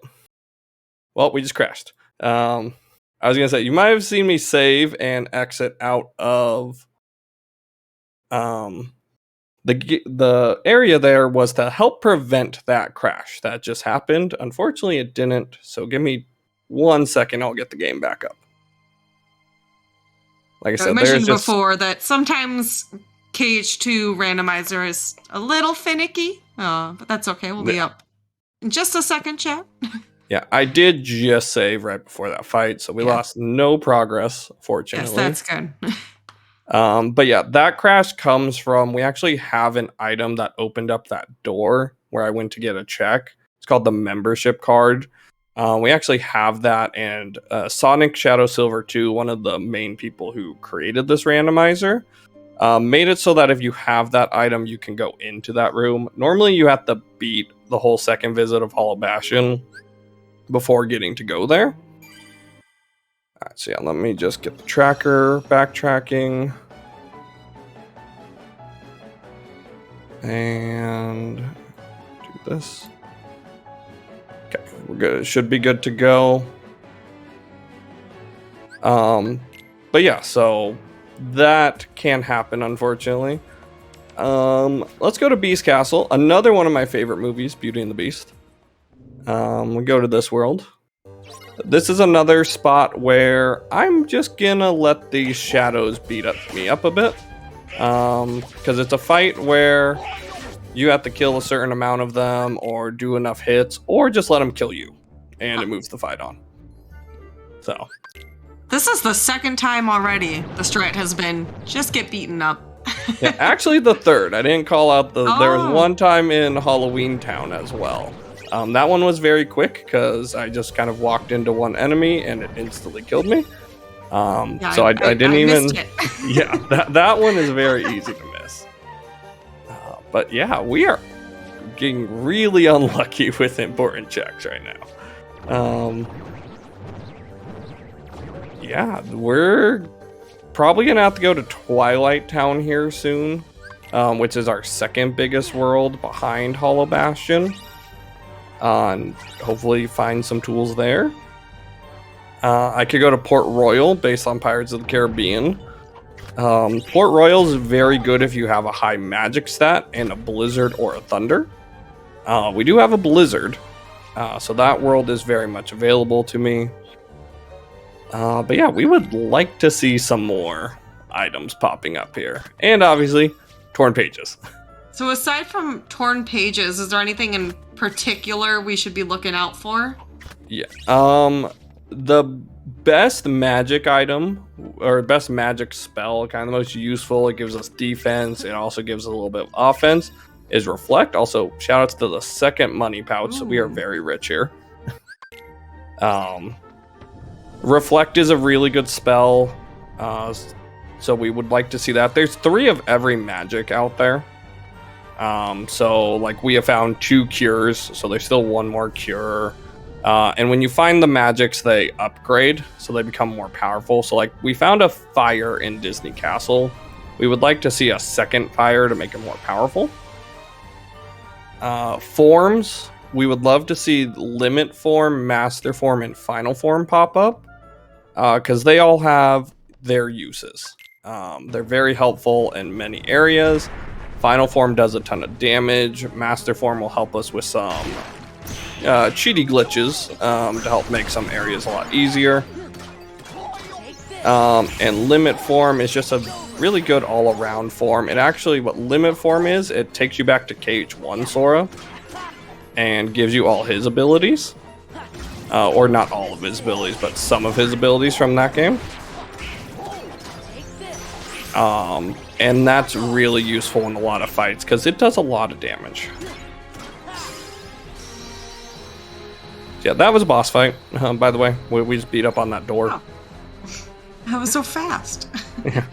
It's not one of the hard. At this point, my stats are pretty high, and that explosion, that finisher where you see kind of all the kind of white orbs, shout outs to orbs. White orbs kind of come out around me. Those do a lot of damage. We have an ability combo boost already. I don't even know if I have it equipped yet. But it will increase the damage they do, and it also goes off my magic stat, which right now is my highest of my 2 stats. So yeah, that ability right there at the end, that's a combo finisher explosion. It's probably the best combo finisher we can get in the game. There's other good ones, guard break, finishing leap. They all have their uses in very specific spots. And yeah, I see some people in chats talking about magnets. Magnets would be great to find as well. They're very helpful. Essentially any form of crowd control. Seeing our friend Chicken Little, who's one of the summons in the game, he's a very good crowd control mechanic. Stitch would help us out leveling. There's a lot of I feel good like the things fact that you're listing off so many things that would be helpful right now that we have not found is telling me that this has been not super lucky so far. Nope. And we got the 3rd cure. Oh my so we goodness. have found well, 6 you'll be healthy. checks, and 3 of them are cures. And that also turned Beast Castle blue, so that's all that's here. So I'm finishing off this boss fight with Beast here, just because it's quicker to get to the save point by just doing this fight. Because as you see, we just kind of really messed Beast up there. Do this reaction command, and I got an armor slot off of it. But yeah, Cure is actually really bad in Kingdom Hearts 2 for the most part, because it gets rid of all of your MP, your magic. So that blue bar you see underneath my health, that's my magic meter. If I run out of that, I can't use any more magic, and magic's very good. So we don't want to run out of magic, besides a few specific strats we're gonna do. So let's see, where do I want to go? Let's go to Port Royal. We talked about it. Let's go to Port Royal. So yeah, so that's unfortunate that we have 3 cures. Oh, here's another spot where this first fight, I actually can't damage these pirates yet. So I want them to kill me. And now I can damage them because the moonlight has turned them evil. And they can still make it quicker by killing me. I would have liked to kill them, but unfortunately, Donald didn't take the bullets for me. So Donald's not a friend.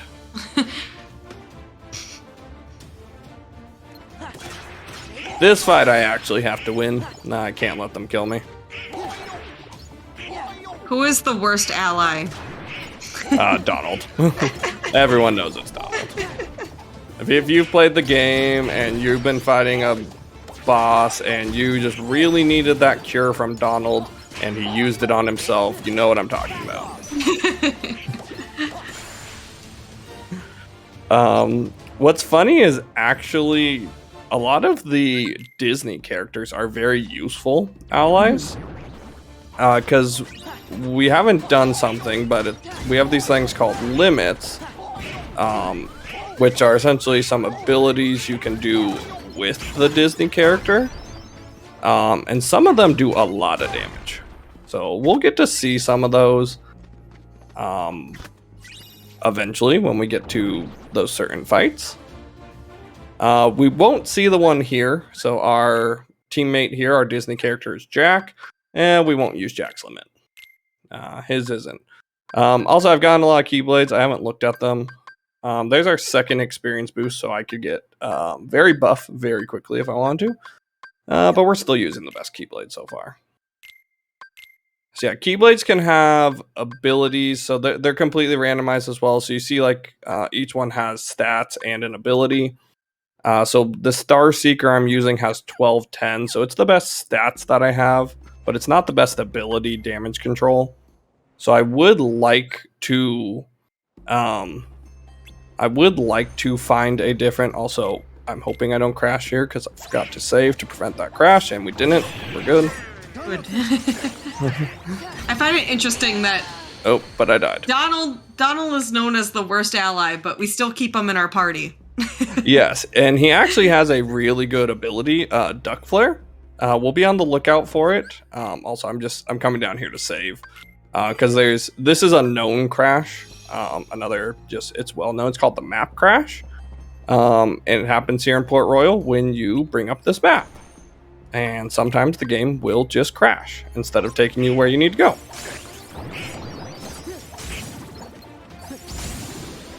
Alright. So yeah, I'll say that death was intentional. Yeah, but Duck Flare is a really, really good ability. We don't have it yet, and we'll be on the lookout for it. So this fight that we're about to do coming up is a minute timed fight where I just have to survive.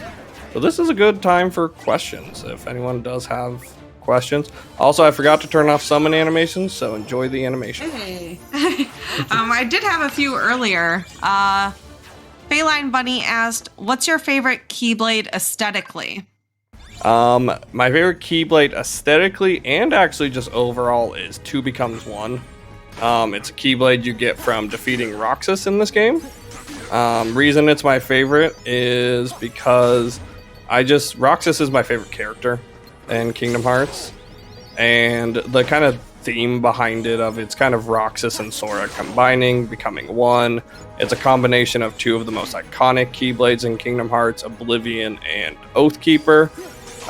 So I just like everything about it. We actually got it, but unfortunately it wasn't good, so we're not using it. And actually, I actually have a model of it.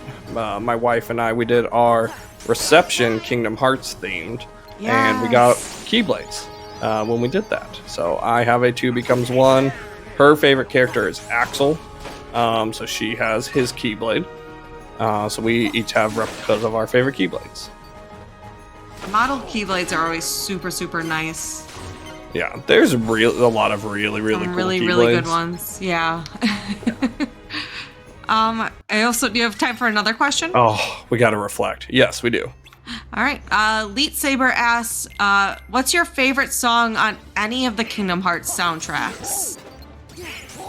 That's tough. I was like, that's a hard one. There's That's many a very hard wonderful songs in Kingdom Hearts. I think the Roxas music, the Roxas, we'll hear it when we fight Roxas. That theme is just so good. If I may give a meme answer, shout outs to the, it's a small world, from the mini game from Birth by Sleep that we saw earlier. I'll give a shout out to that one because I think it's just hilarious that it's a small world. They didn't try and change it at all. It's a small world. Schmitty Bones asks, what's your favorite limit? Favorite limit?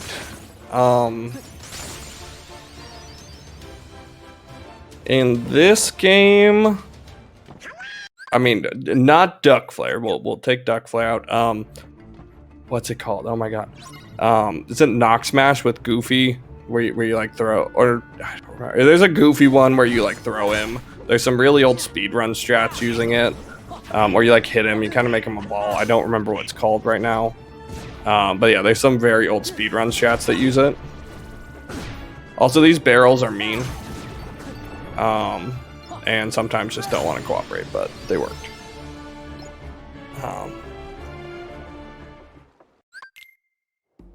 But yeah, I don't remember what it's called, but that one.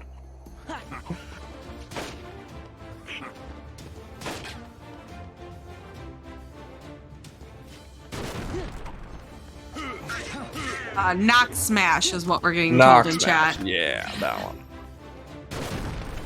That one's fun. If we find Knock Smash, I'll show it off. All right, but yeah, so we did find a Reflect in here, which obviously was one of those really good things. I'm still going because I know there's more here. The world did not turn blue for me, so I know I have to keep going. One thing I haven't talked about, so why I'm using magic really on all these pirates, is they're susceptible to magic. So like, oh, unfortunately. So like you'll see here, they have effects on them. So like there, I just froze Barbosa. Oh. And we actually use if we have thunder, we could just sit here and thunder him, and he flies to the moon. But because I don't have thunder, I'm just gonna freeze him and do explosions on him. And I have to keep him in the moonlight so I can actually do damage to him.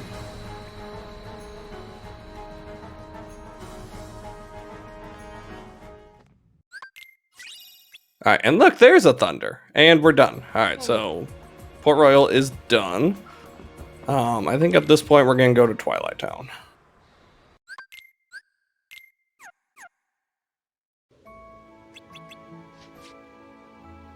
So yeah, so I know that world's done. We're up to 8 of our important checks, and unfortunately, still no torn pages.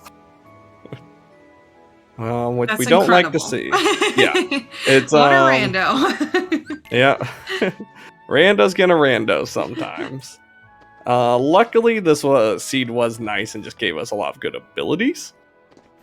So we're still able to do a lot of things. Just not the abilities we really, or not the important checks. Alright, and see, I also get accessories, so like Star Charm right there is a really good accessory that we'll equip. Because it gives us 2 strength and 2 magic. Negative Combo's a very interesting ability. What it does, it actually makes it so you get to a finisher quicker. And can be used to cheese some bosses.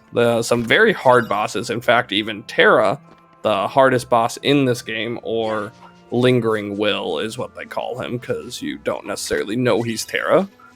And there's a limit form as well. But the most well-known strategy against him is what we call double negative combo, where you find both of those, and you essentially just use it to constantly be doing a basic finisher, and you keep him stun locked the whole time, and you could beat the hardest boss in the game by just doing that. And Dodge Slash is the worst ability in this game. It is the meme ability. If this is the meme category, Dodge Slash is the meme ability, because it essentially just makes Sora whiff a bunch of attacks. What's the use of that? Why? It's meant to be like a ground continuation, but it just is really not good. And unfortunately, this is another fight where I could die, but I think my defense is a little too high. No, we can actually do it. So this is another one where I'm gonna try and get these enemies to kill me to speed this up. Unfortunately, Donald and Goofy are not really letting them hit me right now. Alright, I gotta So you're standing right next to them. Alright, come to this guy. Nope. Yeah, unfortunately, and if I tap them, so if you hit them, they'll retaliate. So that's what I'm trying to do, but they're not being kind. Alright. That was still faster than if I tried to fight the fight. But we did get Limit Form, which is our first form, which is also really good because forms actually do lock checks themselves. And you want to get more forms because the more forms you get, the more checks you can access on the various forms. So that now gives us access to a new item pool, essentially. We are coming up on the 45-minute mark. We could take a wellness break soon. Let me know when would be a good time for that. Absolutely. Let me get these 3 checks and we can pause right here, right before this next fight. If we want to. Yeah, we want to pause here? Yeah, all right. And pause in 3, 2, 1, pause. All right, chat, we're going to take a quick wellness break before we yeet that bear. Before we go, just a few quick announcements. AGDQ 2022 will be starting January 9th. Visit GamesDoneQuick.com for more information and detailed dates on the event. Stay tuned after this show for the Community Spotlight featuring Donkey Kong Tropical Freeze all stages.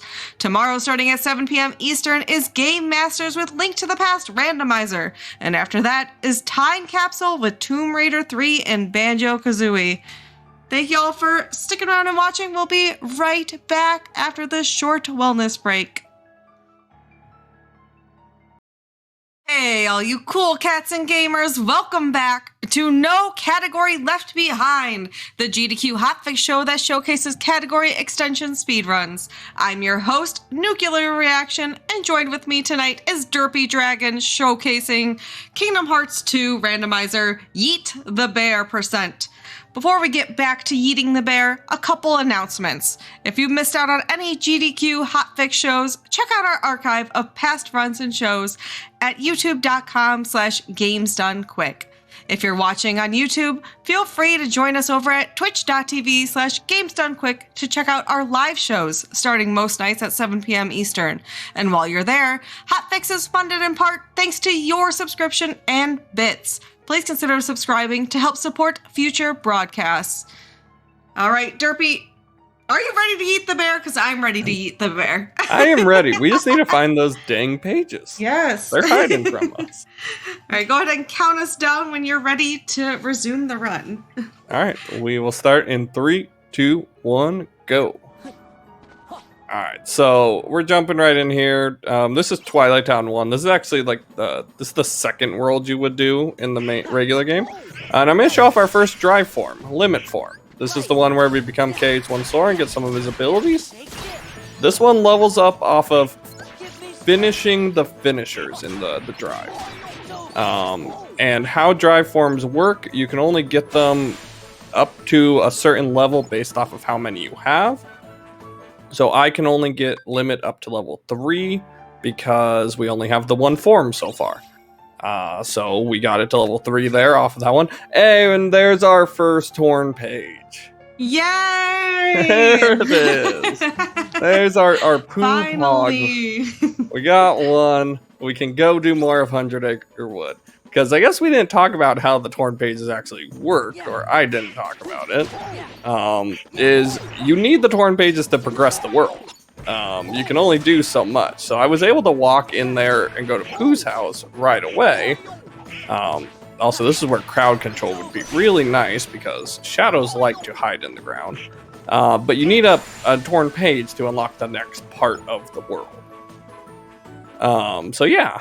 That is our first one. So after this world, after Twilight Town, I could go do 3 more checks in 100 Acre Wood and do our first of the mini games. Because actually, that's part of 100 Acre Wood is each page has a mini game you get to play.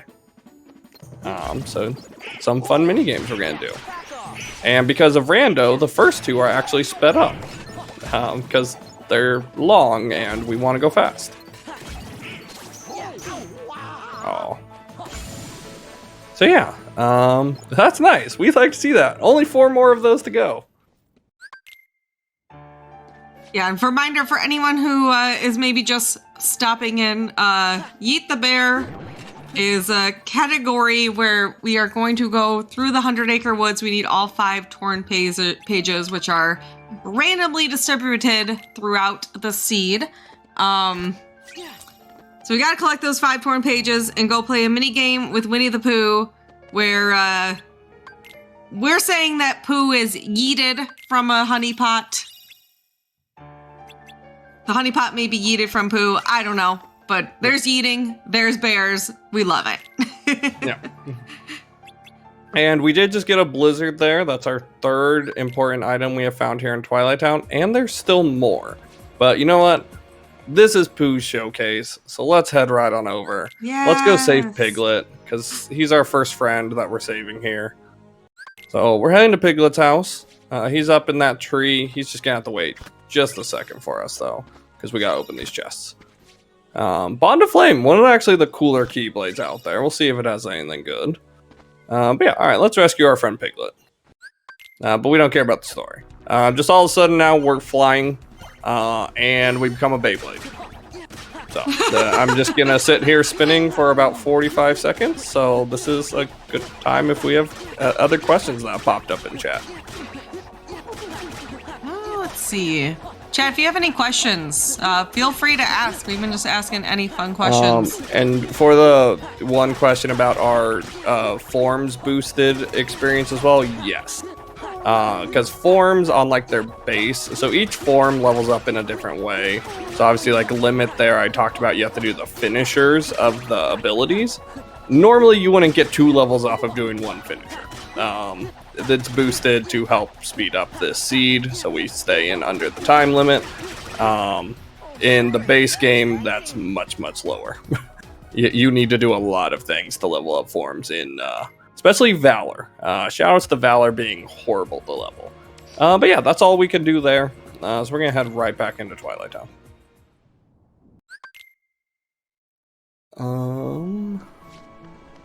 So yeah, so the other thing is, so obviously I just get to come right back in. We're now in what's the second visit of Twilight Town. Where we can just go through a whole world and finish it if we wanted to. I was like, is this one still alive? So yeah, I want to use oh, I forgot to hotkey my reflect. Uh-oh. Yeah, so that's why we died there. I was gonna say, I just want to use my reflect on these guys as they bring back their weapons, because otherwise they're very annoying. But yeah, you know, I forgot to do my shortcut menu and hotkey the reflect. So, why I'm now going this way, so I room transition and that menu saves. So if for some reason we die again, I don't have to go back into the menu and fix the reflect. So now I'm going to stand here, and I'm just going to let the reflect explosion kind of kill them all. Chat, make sure if you haven't, I did put the link in chat. Please make sure to follow Derpy Dragon 15 on Twitch. Derpy does a lot of KH2 randomizer, a lot of poo pogging in his channel. Yeah, you even can get where we talked about the birth of the meme, the MS Paint poo pog is a follower emote. I didn't know that you made that in MS Paint, and that that makes it so much better. Yeah, the one you see now, like so the one I use in chats, that one I got professionally drawn because after it became a meme, eventually I was like, you know what, I'm gonna get this nicely drawn, but the old school one is back. It's a follower emote now. So, you know, that's kind of what made it even funnier was that it was made in MS Paint. But yeah, that one. That's the new poo pog. That's the nicely drawn one. I thought that one you made in MS Paint, and I was really impressed. No, I am not artistic. Not at all. Yeah, no, that was made for me. Unfortunately, so yeah, now we're here in the third visit of Twilight Town. We're still looking for more important checks, and so far we haven't found any. There is one very hard fight, and then we kind of get access to the rest of the checks. I'll see. We might be able to do that fight right now. We're gonna try for it, that's for sure. I'll bring out Peter Pan in the fight, because what Peter Pan will do for me is he'll constantly, essentially, give me MP orbs on the ground, so I can pick those up and keep my magic gauge filled up to continue to do spells, and he will also revive me should I die. once. He'll revive me once, or is supposed to. No, and yeah, the route I do I'm come back around to that check. Right, yeah, bring out our boy Peter Pan. Or actually no, I did miss a check. I totally missed a check, I think. Come to think of it.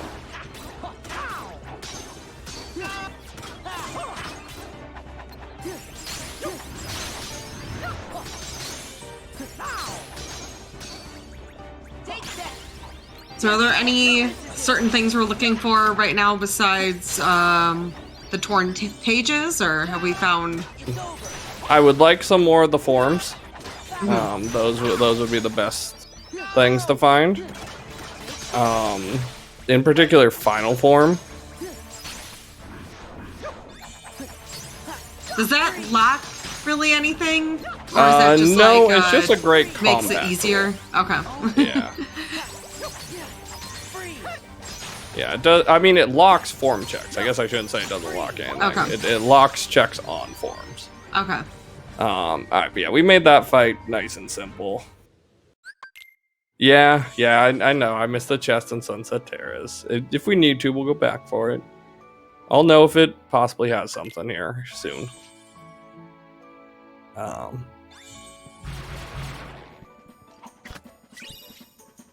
yeah, so we want to see that. Probably my next world I'll be going to.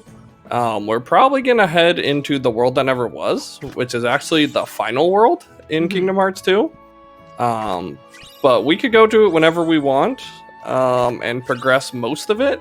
We wouldn't be able to beat the game right now because the door that locks the final bosses is what you need the 3 proofs for.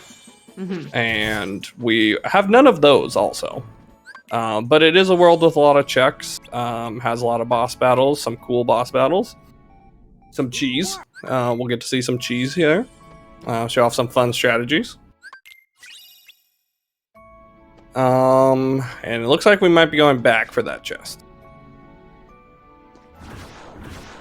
Because there's only one more check here, and then I'd have to do another fight. Oh, nope, we're good. We got our boy Chicken Little. Ooh, I know Chicken Little's really good.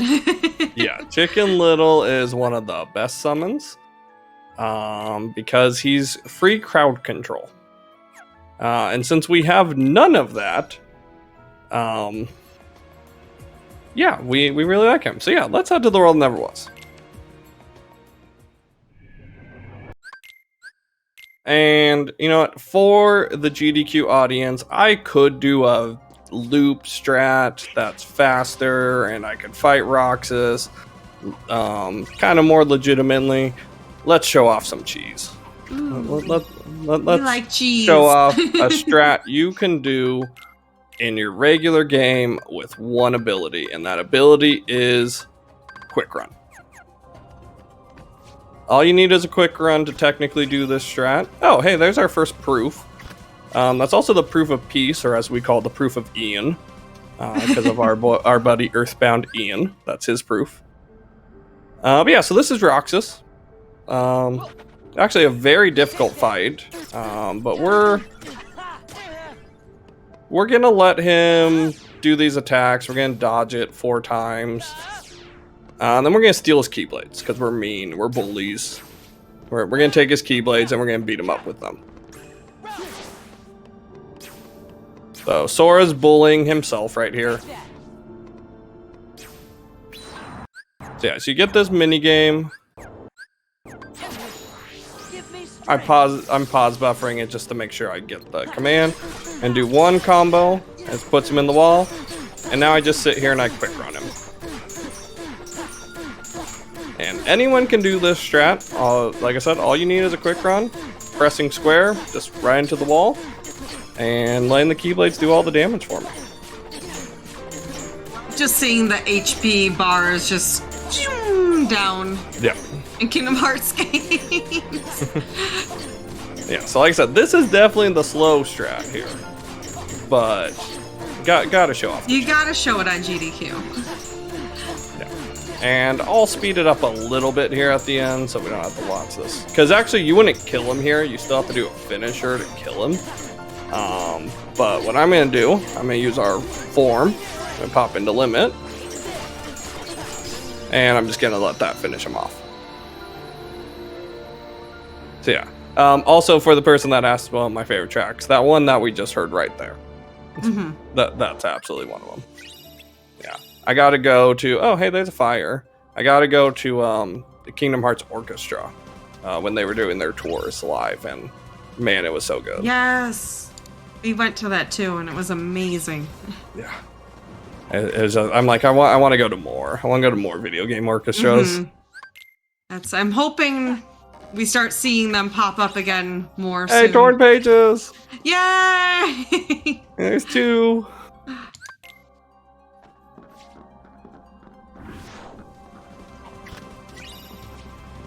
But yeah, no, I hope they get to come back here soon.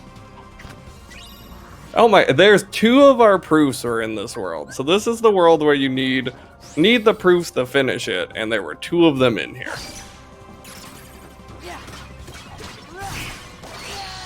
Alright, I don't have explosion on anymore because I had to take it off for Roxas.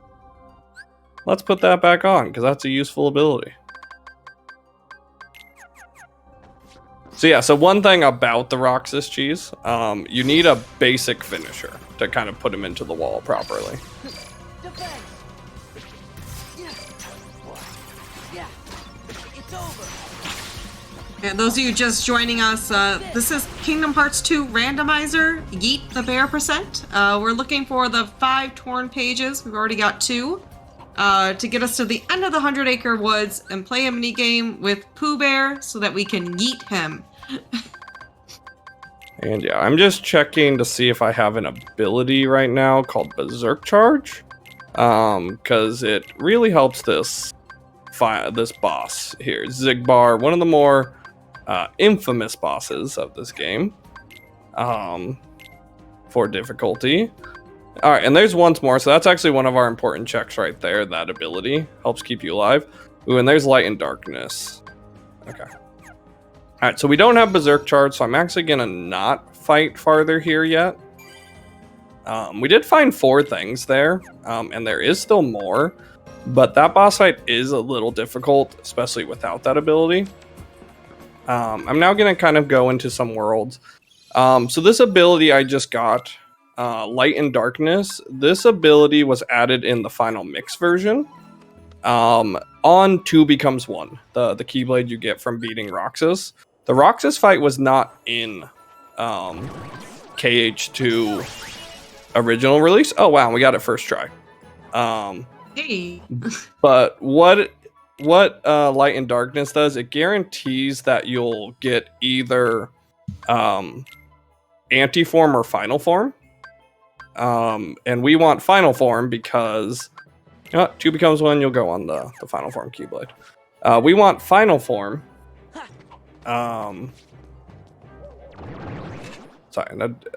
Because it's very useful. So I'll still find final form out in the world somewhere. It's still out there, but we now have access to it through that ability. And you could force it without the ability. It just would take a lot more time because you're not guaranteed the anti-form or the final form.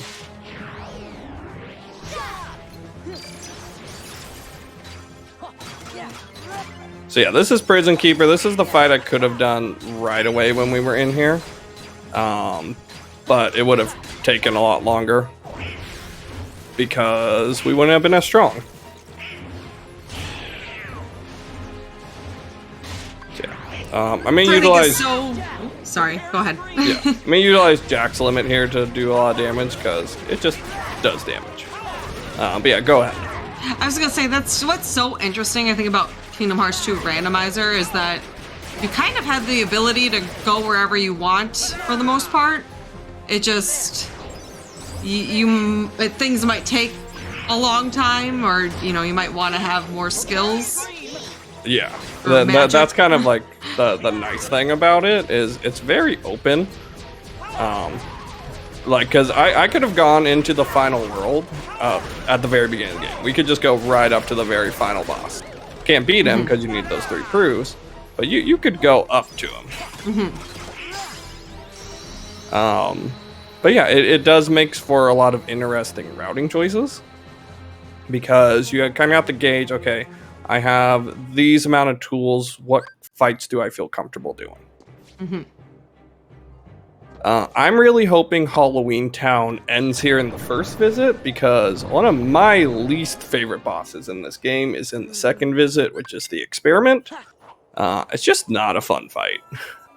And we don't have Duck Flare, which is a very helpful ability. I have Peter Pan, which actually can be used on him to stun lock him. But what I'm essentially going to be doing now is I'm going to be trying to clear a lot of these worlds and get them blue so we can start limiting down where these torn pages are actually hiding. I know they're actually not in 100 Acre Wood. They're guaranteed not there. Because of the logic of the game, the torn pages can't lock themselves. So you can get a torn page at Pooh's house, those free 3 checks right at the beginning. But anything past that, I know for a fact they're not there. I also know none of my drive forms will be on drive forms themselves. They can't lock each other either. Oh, my audio just went weird for a second. So based on that knowledge, that's why I may not necessarily rush straight to 100 Acre Wood, getting a torn page, because I know the torn pages aren't going to be there. It could have other things, and I know it has other things, but it's not there. And unfortunately, we do have to come back in here for a second visit. We could get a page on drive levels. That is true. That pages can be anywhere else, just not in 100 Acre Wood. Is that a general thing in Cage 2 Rando, or is that just with the settings? No, that's a gen. That's part of the logic. Okay. Yeah. So yeah, I'm gonna utilize Jack's limit here on Lock, Shock, and Barrel, because otherwise they'll run around. So his limit just brings them all in, and we just knock them out. And now we get to play some golf. See if we can go 3 for 3. So there's always one long shot. Yay, 3 for 3.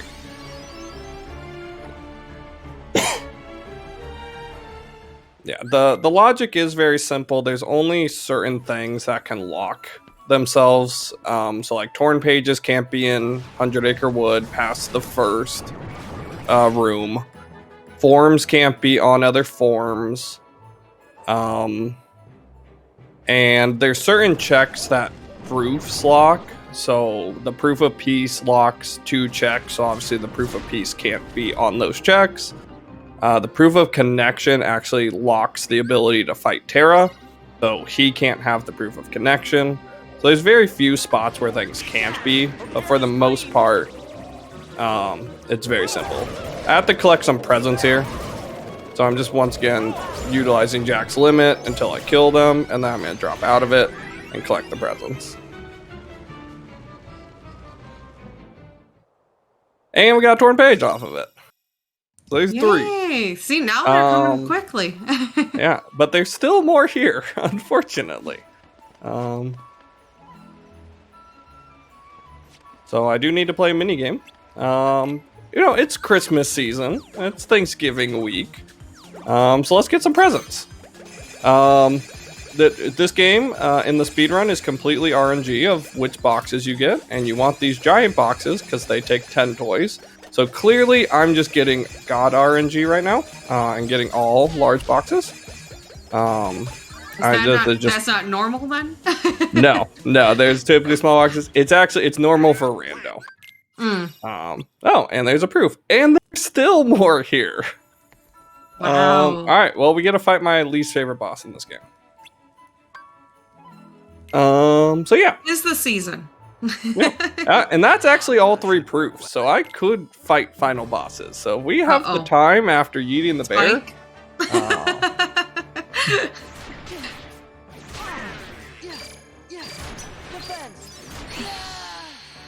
So yeah, like I said, this is a bad boss fight. I need Peter Pan out, and I didn't think about it.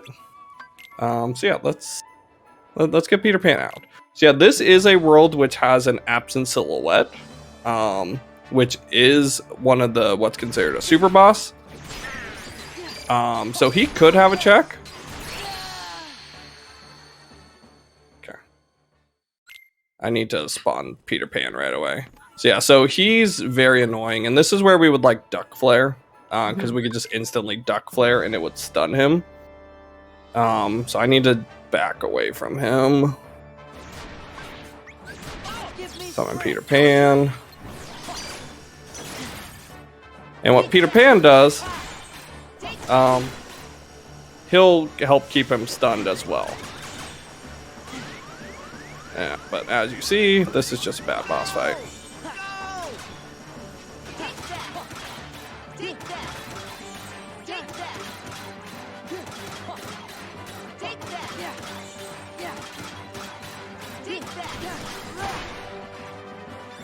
Broke him there.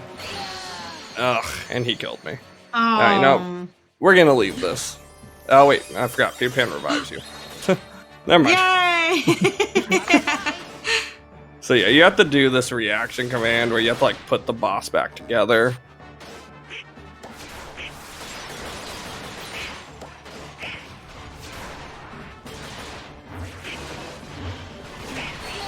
And he killed me. Okay. Alright, now we're gonna leave. Yeah, we're gonna leave. I hate that boss. If we get Duck Flare, we'll come back to it. But for now... Well, hopefully we do, or, yeah, blame Spike is... Yeah. It's not guaranteed the torn page. I guess let's check. Do we have Duck Flare? We don't. I guess it could be on a Donald staff. Hey, we actually... Oh, no, what? We have Duck Flare. Go back. Oh! Go back. Let's show We're off Donald being saved. useful. Alright, so for anyone wondering why Duck Flare is a big deal, in the English version of this game, for some reason Duck Flare just does a lot more damage. But Donald's dead. Donald died. Oh, come on, Donald. That's the issue, is Donald needs to live long enough for me to do Duck Flare. So let's hope he does that. But it essentially is just going to do a ton of damage, and it keeps bosses locked into place. This also means we can go fight Zigbar if we wanted, but there's other better things for me to do. Mm-hmm. And Donald died again. And this is why this boss sucks. Alright, one more try. One more try, chat, and then we'll move on. I'm also really bad at my menuing, so me being bad at menuing is meaning I can't get the Duck Flare out quick enough. So, you know, we're actually going to pause buffer the menu.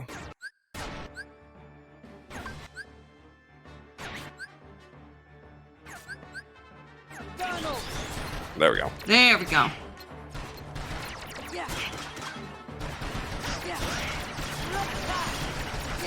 Yeah, you see Oh the my damage goodness. melting there? Yeah, that's Duck Flare. And Donald died again. And I died. Alright, we're leaving. Like I said, I don't like Experiment. I think he's horribly designed. I think he's not fun to fight, so we're gonna leave. And we're gonna go now back to Hollow Bastion, where we were earlier. Because there's a lot of checks here that I have access to. So yeah. But you got an idea of what Duck Flare does. Let's go. And this is Final Form. Where it's gonna kill everything. Yep, and that fight's done. Bruising. So yeah, Final Form is just meant to be like Sora's ultimate form. And just, yeah, does a lot of damage. So this is Core, Cavern of Remembrance. This is also an area that can't have drive forms. Because you need a lot of drive forms to do the movement through this area. So I know I won't get drive forms, but that means it actually has a better chance of having a torn page.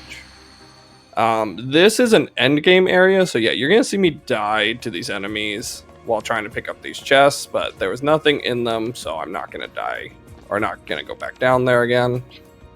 There's something we do called core skip, where we get to skip some very hard fights in this area. But you need master form for that, and we don't have master form right now. I believe I have auto master, so I'm gonna make it work with that. But I'm gonna get all these checks first before that moment. Okay. So yeah, let me check. Do I have auto master? I do. Okay, sweet. I'm also gonna put on the once more keyblade just to help give me some survivability. And we're gonna come down here. Oh, that didn't do enough damage. Okay. Unfortunately, that did not do enough damage to put me in auto master range. So I'm gonna have to try and take another hit. Okay, there we go. So how I know it did enough is I saw the little pop-up, and also I'm in critical health. So you see now I have master form there. I actually could level master form up as well, but I'm not going to do that right now. Because then I'd have to go trigger it again. I'm just going to make sure my menus are all set up properly for this skip. I don't want high jump on. So what we do for core skip, I'm going to walk into this wall and jump, flash my keyblade. It puts me in the perfect spot to get out of bounds. And I wasn't supposed to jump like that.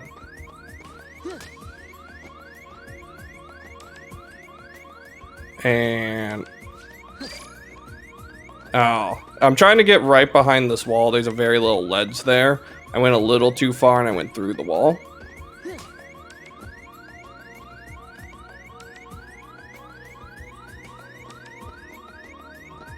I'm holding up too quickly when instead of dropping right away is why I'm.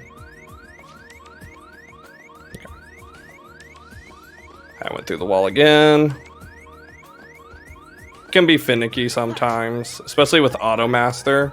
We have regular master, I'd be a little more okay just jumping into it. But I don't want to have to proc auto master again. So.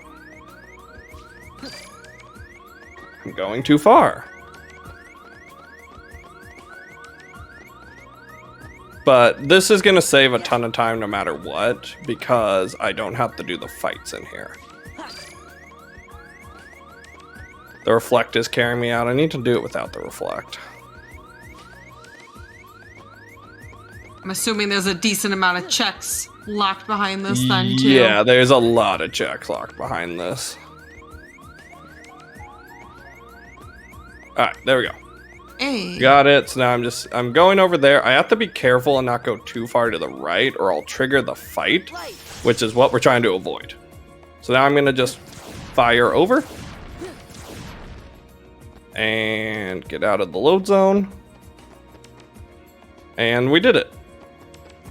Yay! I've never seen that before. That was cool. Yeah, it's a very useful strat. Because, yeah, now I'll get to go through this area without fighting. I do have to do this part. I might have to go... No, I'll be fine. I was gonna say, I might have to go trigger Auto Master one more time, but I'll be okay. Because there's one last part to this trick. It does lock one check in here, which would be very unfortunate if it was Storm Page. But now I'm gonna do... I'm gonna come up here to this corner. I'm gonna fire up the wall a bit. I'm gonna revert out, and now core skip has been done. So now I just get to come through here. I won't have to worry about any fights. I won't have to worry about any hazards that are typically going on. I essentially just get all these checks for free by just doing that skip.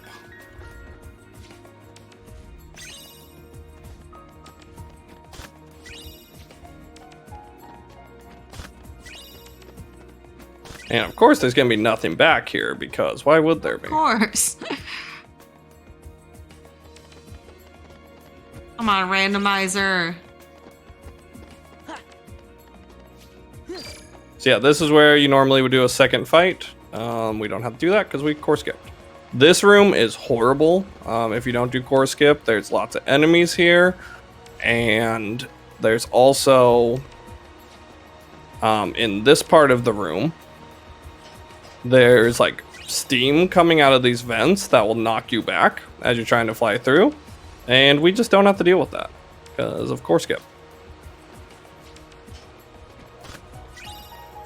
And still nothing here, of course.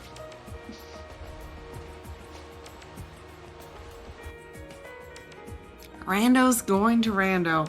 There's Yep. so many checks too. Oh my god. Alright, there's 2 more things in here besides the one we can't get. And nothing. No. Completely useless. Of course. Of course. Why?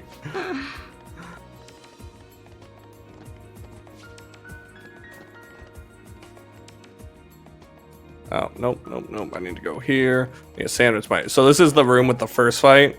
I need to sandwich my face up there so I don't trigger the first fight.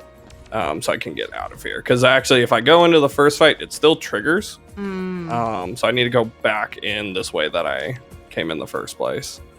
Because otherwise, we'd be stuck in there. Okay.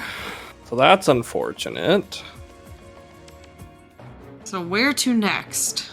We're gonna keep progressing this world for now. Because there's still a lot more checks here. I can actually finish off this world. Oh, I don't have drive gauge. I didn't realize that.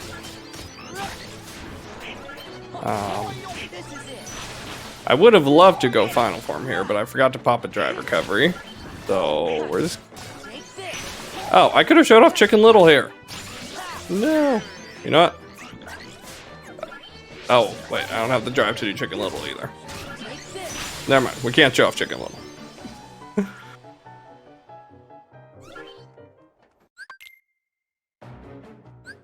Alright, abilities, Sora. I need Trinity Limit here. Alright, we're gonna use Trinity Limit, which is a really cool ability. To essentially make this boss a lot easier. We're essentially gonna take half of his health out instantly. So we're gonna play with his water clones here a bit. We're gonna get him to about 20. So one more. Yeah, that should be good. I'm in Trinity Limit. So we'll clear out the rest of the clones. And you're just gonna watch his health bar melt.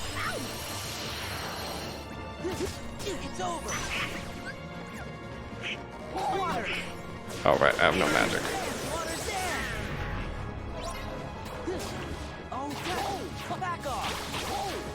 And unfortunately, I messed up the strat because we didn't have drive.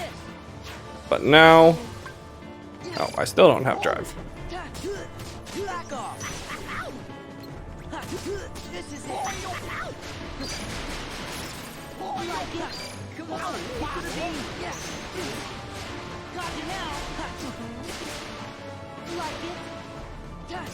So I would have really liked to use limit form there to make that fight a lot faster, but I didn't have the drive, so we just had to fight him. But we did get a thunder off that. There is still more here in Hollow Bastion.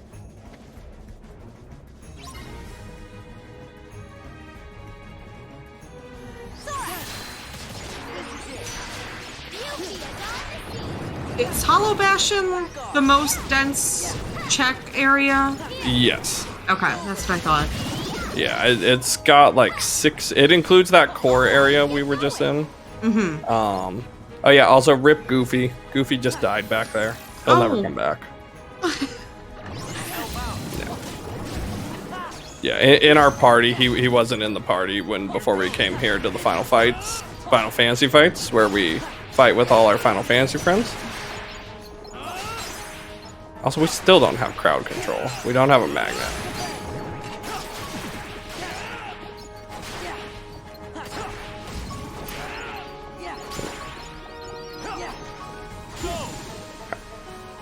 So yeah, man, we really need these pages to pop up here soon.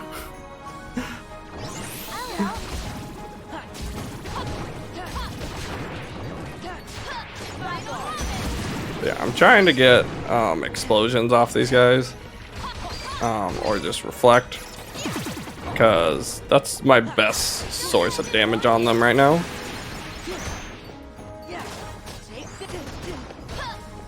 Hurry, go on ahead. Yeah, 2 magnets after 1,000 Heartless.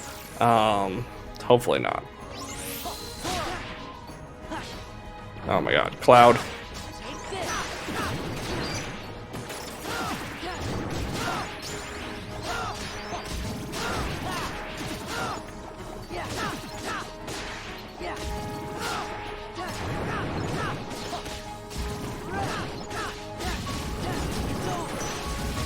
Like I'm killing things too fast. I'm not getting explosions off.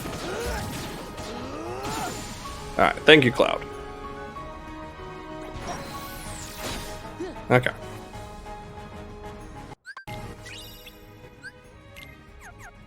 Alright, Goofy's back. Don't worry, he's alive. Yay, Goofy lived. Hey, we got Stitch. Alright, and we're done here. This world's done. We don't have to do 1,000 Heartless.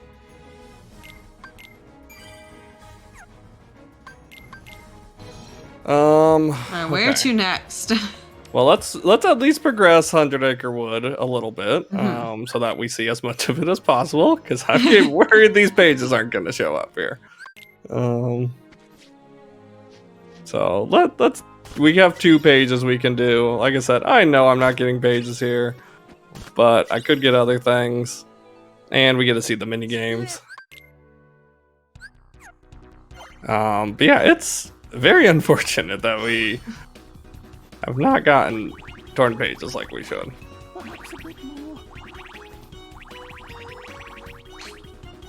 Alright, so yeah, this game is just a nice little slide. With Sora's legs. Yep, this is sped up as well. And normally this goes much slower. But yeah, you're just kind of sliding with him. Gopher appears out of nowhere. And what Gopher does, he just prevents you from getting a hit. But yeah. We just all of a sudden we're in a snowy area.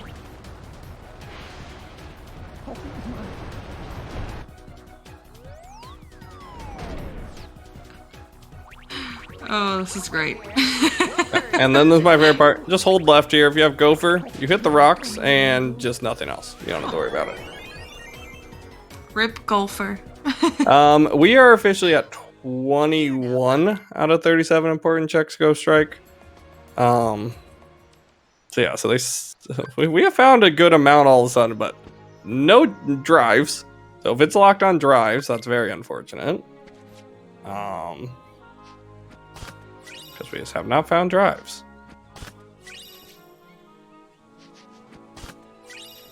And there's still, we still haven't found anything in 100 Acre Wood, and there's still stuff there. Alright, this is the next main game. With Tigger and Rue. We jump.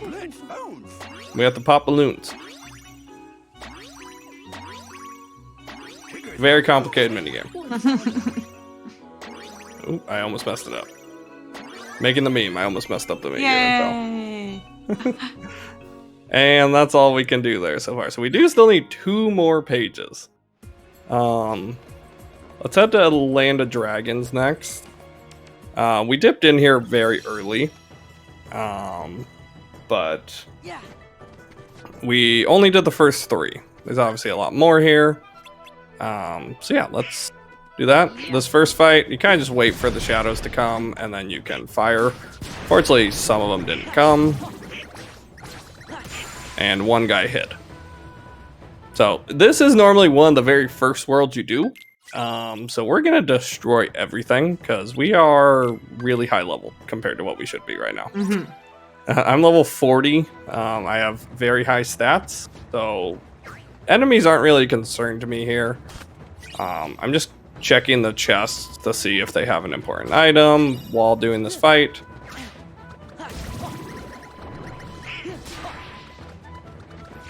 And this is where crowd control would be very nice, like a magnet. Because then I'd kind of be able to get everything grouped up easily. Here I kind of have to hope they play nice. especially At least the you shadow. have those 4 cures. Yeah, exactly. And I'm actually going to jump to the third of these because normally you get an item after beating all of the missions, but in fact, it actually gives it to you after beating the third mission. So because we're doing all blue numbers and there's a chance if this had an important check and just it's only that, we could potentially not have to do the second one. It's very unlikely, but it's worth the shot. You pretty much know where these are going to spawn in this one, so that's why I'm going to very specific spots to kill these enemies.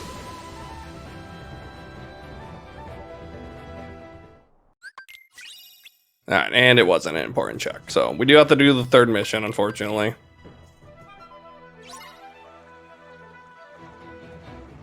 Yeah. Yeah, we would love to do throne room skip. So yeah, there's another skip, just like core skip that we did. But we would need master form to really be able to do that. And we don't have that. We have the auto master, which would be a lot harder to pull off. Throne room skip with the auto master. It's doable. I probably would not try for it. Yeah, we're actually hoping we find all the important stuff before that point.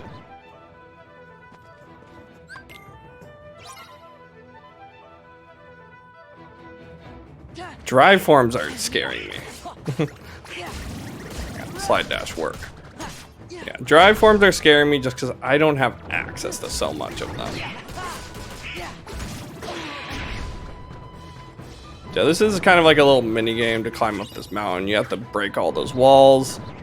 And then obviously we're gonna get all these checks as we go.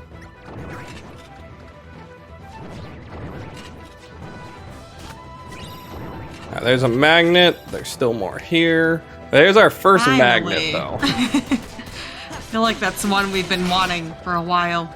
Yeah. Also, this guy was mean. So yeah, that's really good. We wish we had that a lot earlier.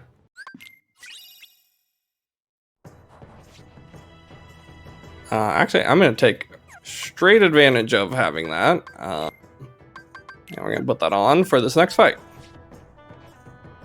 Because we got to go into the cave here.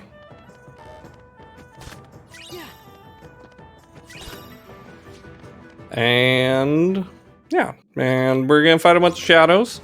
And this is why I said I wish we had a magnet coming in here, because then we could just do this. And now when they pop up, they just get sucked into the magnet. So it just makes it a lot easier. Also, I can do magnet explosion, which is one of our best combos.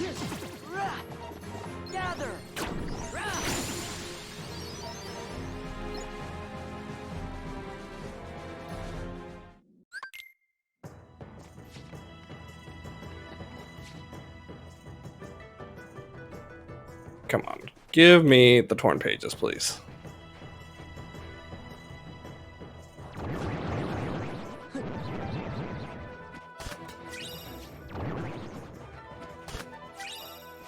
Okay, so that's very unfortunate. So now we would essentially, we're gonna go finish off the first visit here. This is where you would want to do what we call throne room skip. And essentially what you're doing is you're skipping into the second visit of the world and getting the checks there early by skipping over a cutscene trigger. But you need a lot of vertical movement to do it. You know what? We actually might be able to do it. I'll attempt it once. I don't have master leveled up at all is the issue, but we'll try. This is unfortunately just a minute fight.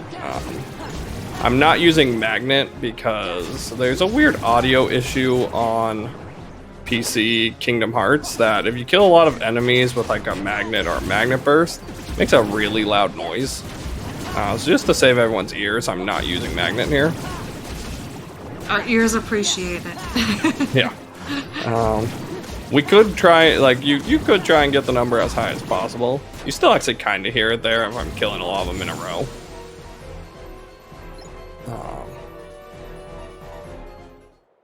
But yeah, I'm trying to think. Where would I get Auto Master?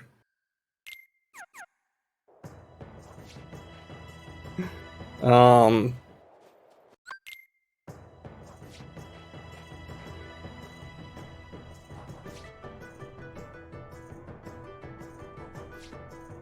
the issue is it's not leveled up is what I think is going to cause us not to be able to do this. I think it's actually just going to be quicker if I don't. I'm not even going to try for it. I'm just going to fight the boss, and if we have to go in and do the second visit, we have to do the second visit. But we don't really have the time to mess with the trick right now. Hopefully this is it. Yeah.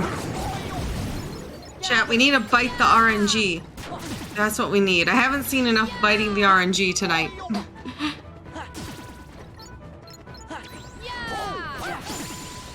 You know, it's probably locked behind experiment, and I'm just gonna be sad. Yeah, Yeet the Bear percent is all torn pages. Okay, actually, you know, if we're running low on time, I have to go for this because otherwise we don't have all the checks. Go. So I'm gonna come over here. I'm gonna get to an enemy. This guy, Mulan. Oh, she probably has her potion on still too. Nope, hit me. Hit me.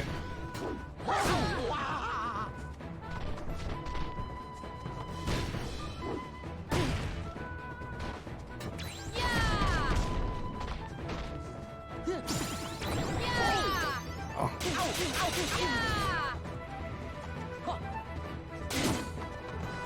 This is the issue with not having regular forms, because auto you need. No, please tell me that potion didn't go off. Take these. Do not throw a potion on me, Mulan. Okay, it didn't go off. We're good. Whew. We're safe.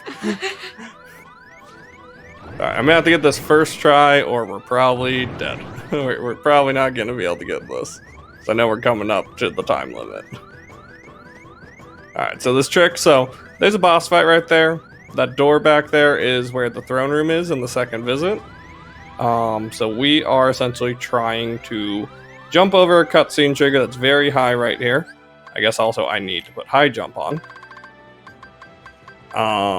And Master Form just lets us do this. Do I have a drive recovery also? I do. So I could try something here. Alright. So. Oh wait. Have auto.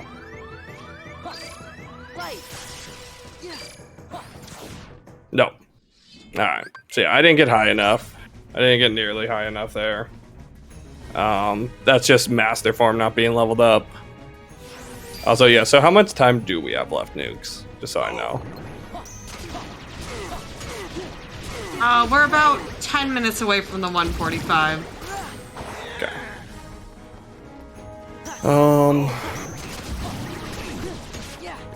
Trying to think of what could potentially save us in 10 minutes. I think we just have to hope it's throne room, and I just go there. Yeah, I think that's our only hope right now.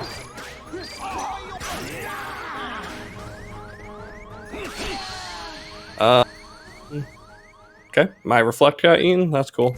You know what? We get to show Mickey. Mickey's in this game, everyone. You normally don't want to see him, but show him up. So yeah, so now unfortunately I can't kill Shan Yu as Mickey. So I need Sora back. And I either do that by getting his drive gauge fully leveled, or Shan Yu has to knock Mickey out.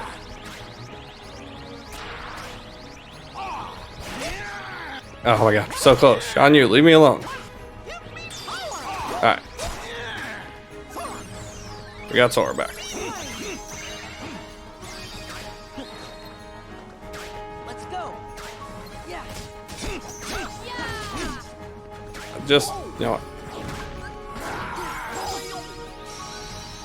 Just go away, Shan Yu.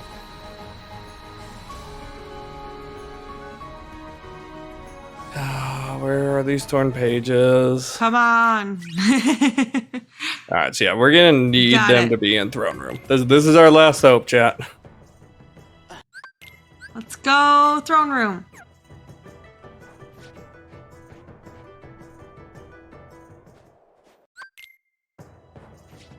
Yeah, so this is all the stuff we would have skipped had we hit that one skip.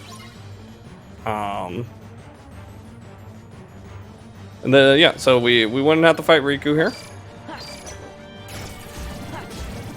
Take this. Let's go. This is it. Luckily, we have a lot of stats, and Riku's not an issue.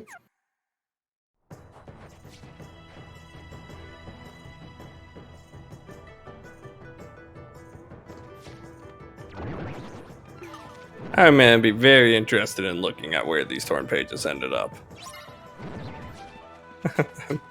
And I'm just like, I have a feeling it's like experiment and deep in space paranoids, which Come is a on, world we didn't Spike. really do.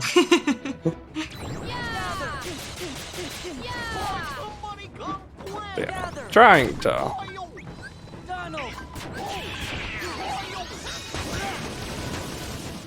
Yeah, we're using training limit here just to clear this room. I didn't have my party set, so that's. But yeah, it clears the room instantly. Alright, we got one more fight, and then we get all these goodies that were locked back here. I'm going to final form here. Just because it's the best form, and it's going to do a lot of damage.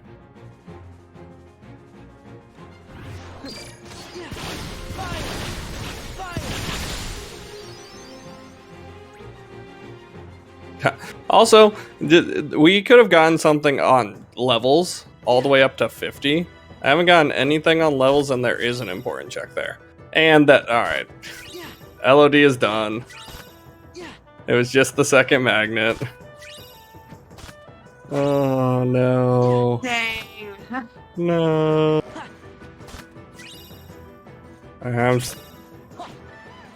It's not here. It's an experiment. Have to have a stern talking with our vetter. Yeah. You know what? Let's, we got, I know we got a couple minutes left. Let's see if it's experiment. Let's see. Try the worst boss fight in the game for the last couple of minutes we have. Oh, that was the wrong. Oh, still does damage.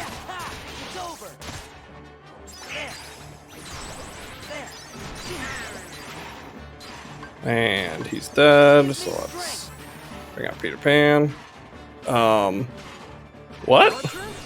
That was weird. The game just like froze there for a second. I was like, what's going on?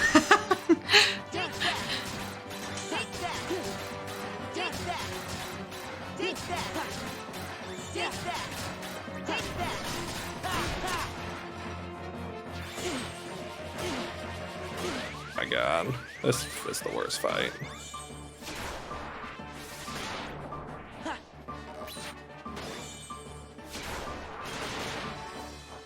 I need to get it in the head. That's where I'm trying to aim this, but it's just not going the right direction. Oh my God, stop going that way. I'm aiming you that way. Mind you, this is the worst fight ever.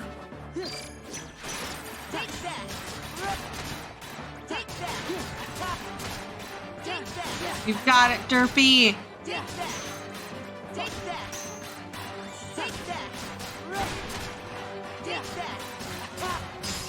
Right. Yeah! There we go. Did we get anything though? Yeah, that's the question.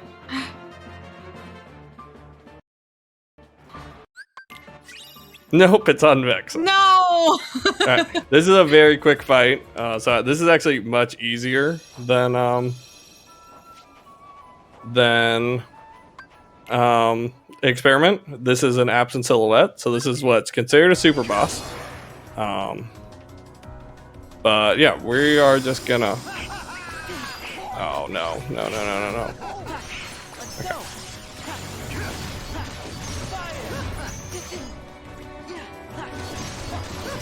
No, I didn't break the shield.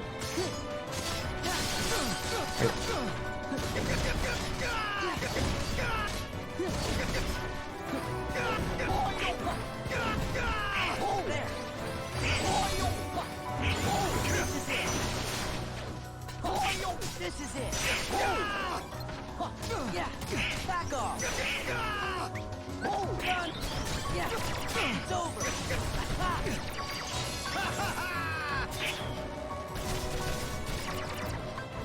Yeah, take this. Yeah, it's over. It's over. Show off a super boss. Alright, what's it here? What is it? What is it? What's here? We know something's here. It was the third magnet. Are you Oh kidding? my goodness! We picked all the wrong spots. No. Ah, Rando! Rando. Oh no.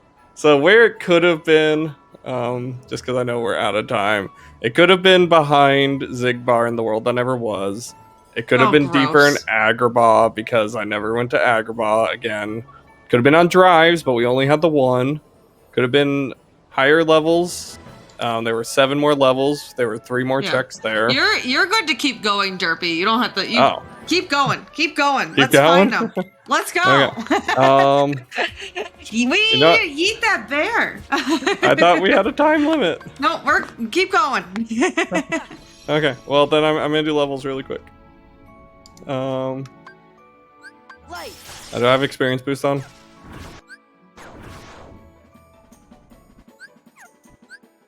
Shoot, I thought we were hard stuck on a time limit.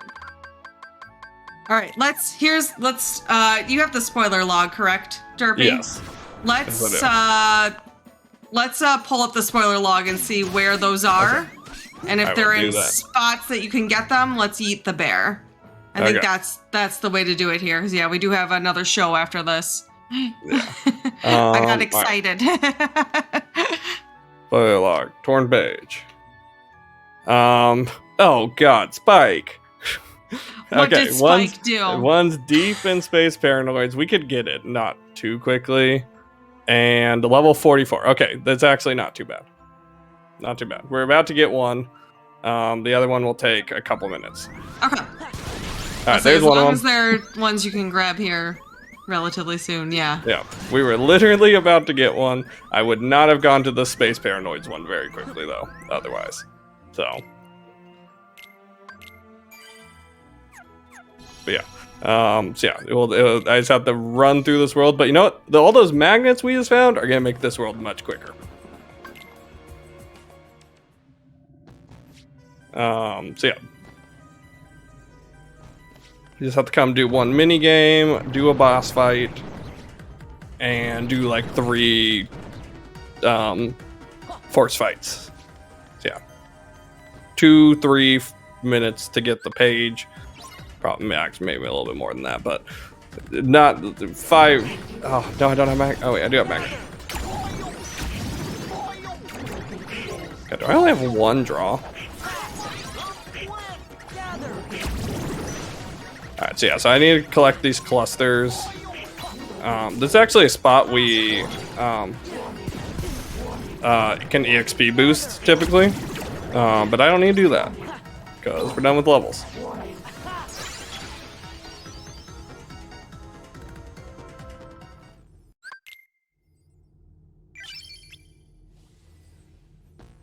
Okay. Alright, so I'm not picking up any checks because I know where it is. It's at the very end of the second visit. There's not a lot of checks in this world. It's one of the smaller worlds out there, the Tron world. But unfortunately, at least it's not on MCP, which is the second visit boss, which sucks. But yeah, this boss fight isn't fun, but you know what? Donald gets his time to shine again. Donald.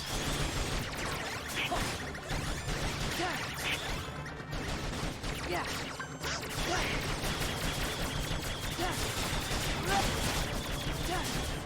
Oh, man, Donald, you did not do what you're supposed to. So yeah, this boss sucks because he just goes around the arena. Wow.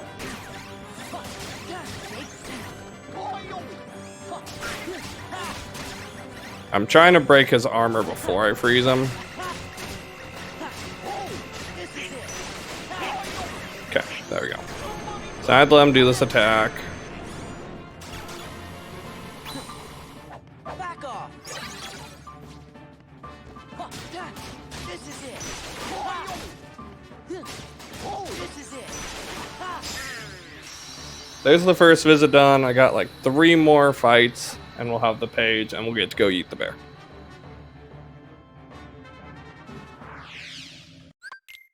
Yeah. Sorry about this being not a great seed. It's not your fault. We had fun along the way, right? We had fun. It's Rando. This has been a good run. Yeah, but I just say that I would not have come to this world for a while. This probably would have been my last world I would have come to. I'm not a fan of this world. Oh, wait. I clicked the wrong button. Because, you know, this looks poorly. Well, I'm going to light cycle. Alright, so this is one of the fights we need to do.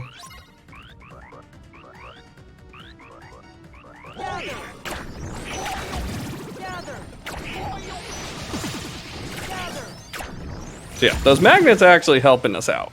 That we found all of.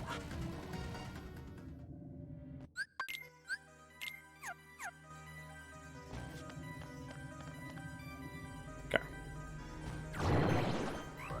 Oh, I didn't put thunder on.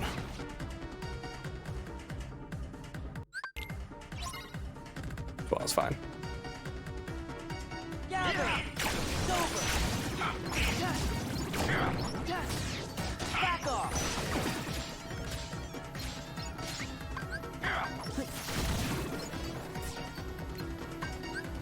Yeah, I forgot to hotkey thunder, which would have been very helpful here.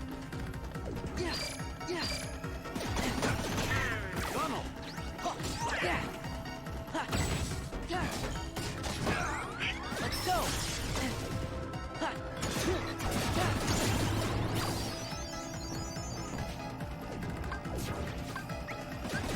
Stitch, come on out. Help me out here, buddy. So yeah, reason I want Stitch is he's gonna keep the projectiles from me if he does his job. But he didn't do his job. Alright, it gives me time to put thunder on.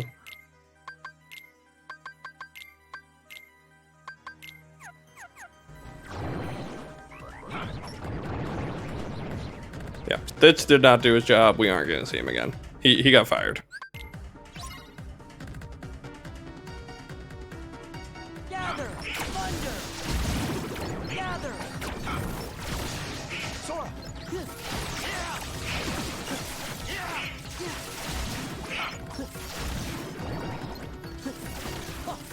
Thunder. Okay. There.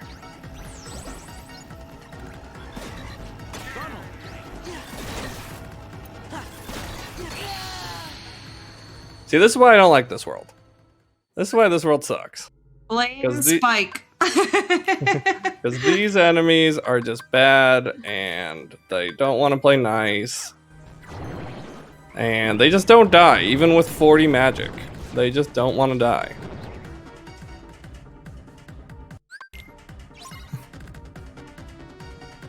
Okay. Alright, we're gonna bring Stitch out again. Gives you the animation. Oh no, the animation doesn't play a second time. This is it. Gather.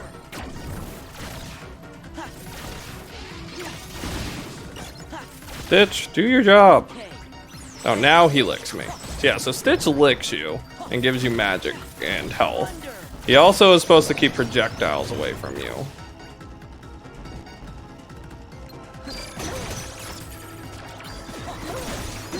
Thunder. Okay, he's kind of doing his job this time. Alright. One more fight. One more fight and we get the page.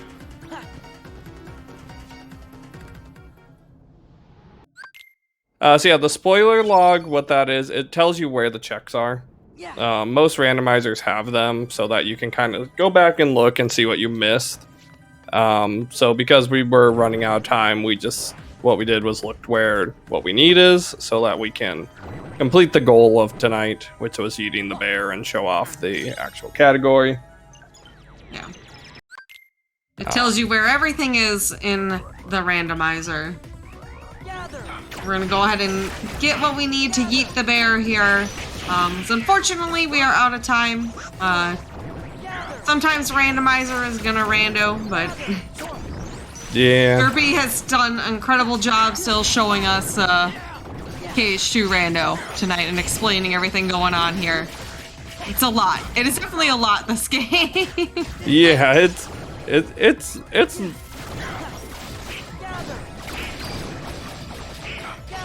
It's really fun when you get to know it all and you know right where to go, you know what to do. It's a very fun rando because it's very much build based unless you're hard locked by stuff. This category's intentionally locking things. So yeah, our torn page should be somewhere in release chest. There it is. All right, let's go eat the bear. Yeah. Also, chat, All right. please make sure to follow Derpy Dragon if you've been enjoying this. He does a lot of KH2 rando on his channel as well, so please make sure to So we drop do him a have to follow. go through the spookiest of caves first. Uh-oh. Yeah, it's very spooky. So yeah, if you're scared easily, you might need to look away. Super spooky. But there's actually some speed tech here. Well, our goal is to never stop until we meet Pooh. Normally I would check the checks, but no. So using our movement, I'm trying to skip over specific things. I didn't mean to stop them. Where bees are supposed to spawn. Eeyore doesn't like to follow sometimes. But so yeah, we're trying to bee skip is what it is. So there's 3 spots. I already hit 2 of them. This is the 3rd. We're good. Let's open this chest. And yeah, that was Spooky Cave. Very scary. Ooh. And That was a little now too we're going spooky to for me. now. This is what we've been building up for all night. Eating the bear. Yeah, yeet that bear. Yeet that bear. So yeah, Starry Hill. Once again, poor Pooh up here has a pot stuck on his head, so we need to yeet that pot right off his head. And we do that using a minigame.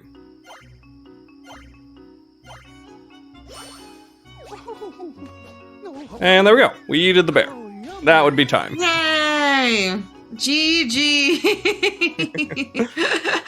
I love that. Hey, there was a blizzard on yeeting the bear. Well, thank you, Derpy, so much for showing us Yeet the Bear %. And thank It was you. a joy Also, to thank have you you for on. even dealing with the bad seed. I'm gonna go look at where the rest of this stuff is. Our chat, make sure to follow again Derpy Dragon. He does a lot of KH2. Is there anything else I'm forgetting that chat can find on your channel? Yeah, KH2, Zooter. I do a lot of Zooter, Zelda Ocarina of Time randomizer. I'm also big into fantasy football. I do a lot of sports talk. If you're into that, and I'll be starting a new speedrun project in the Kingdom Hearts land, which is one of the more forgotten games, one of the more unrun games, which is Dream Drop Distance. Awesome. So I am working on that right now as well. All right, you heard Derpy. Make sure you drop Derpy a follow. That's it tonight for No Category Left Behind, but stick around. We've got, after this, community spotlight featuring Donkey Kong Tropical Freeze, all stages, coming up next after this break.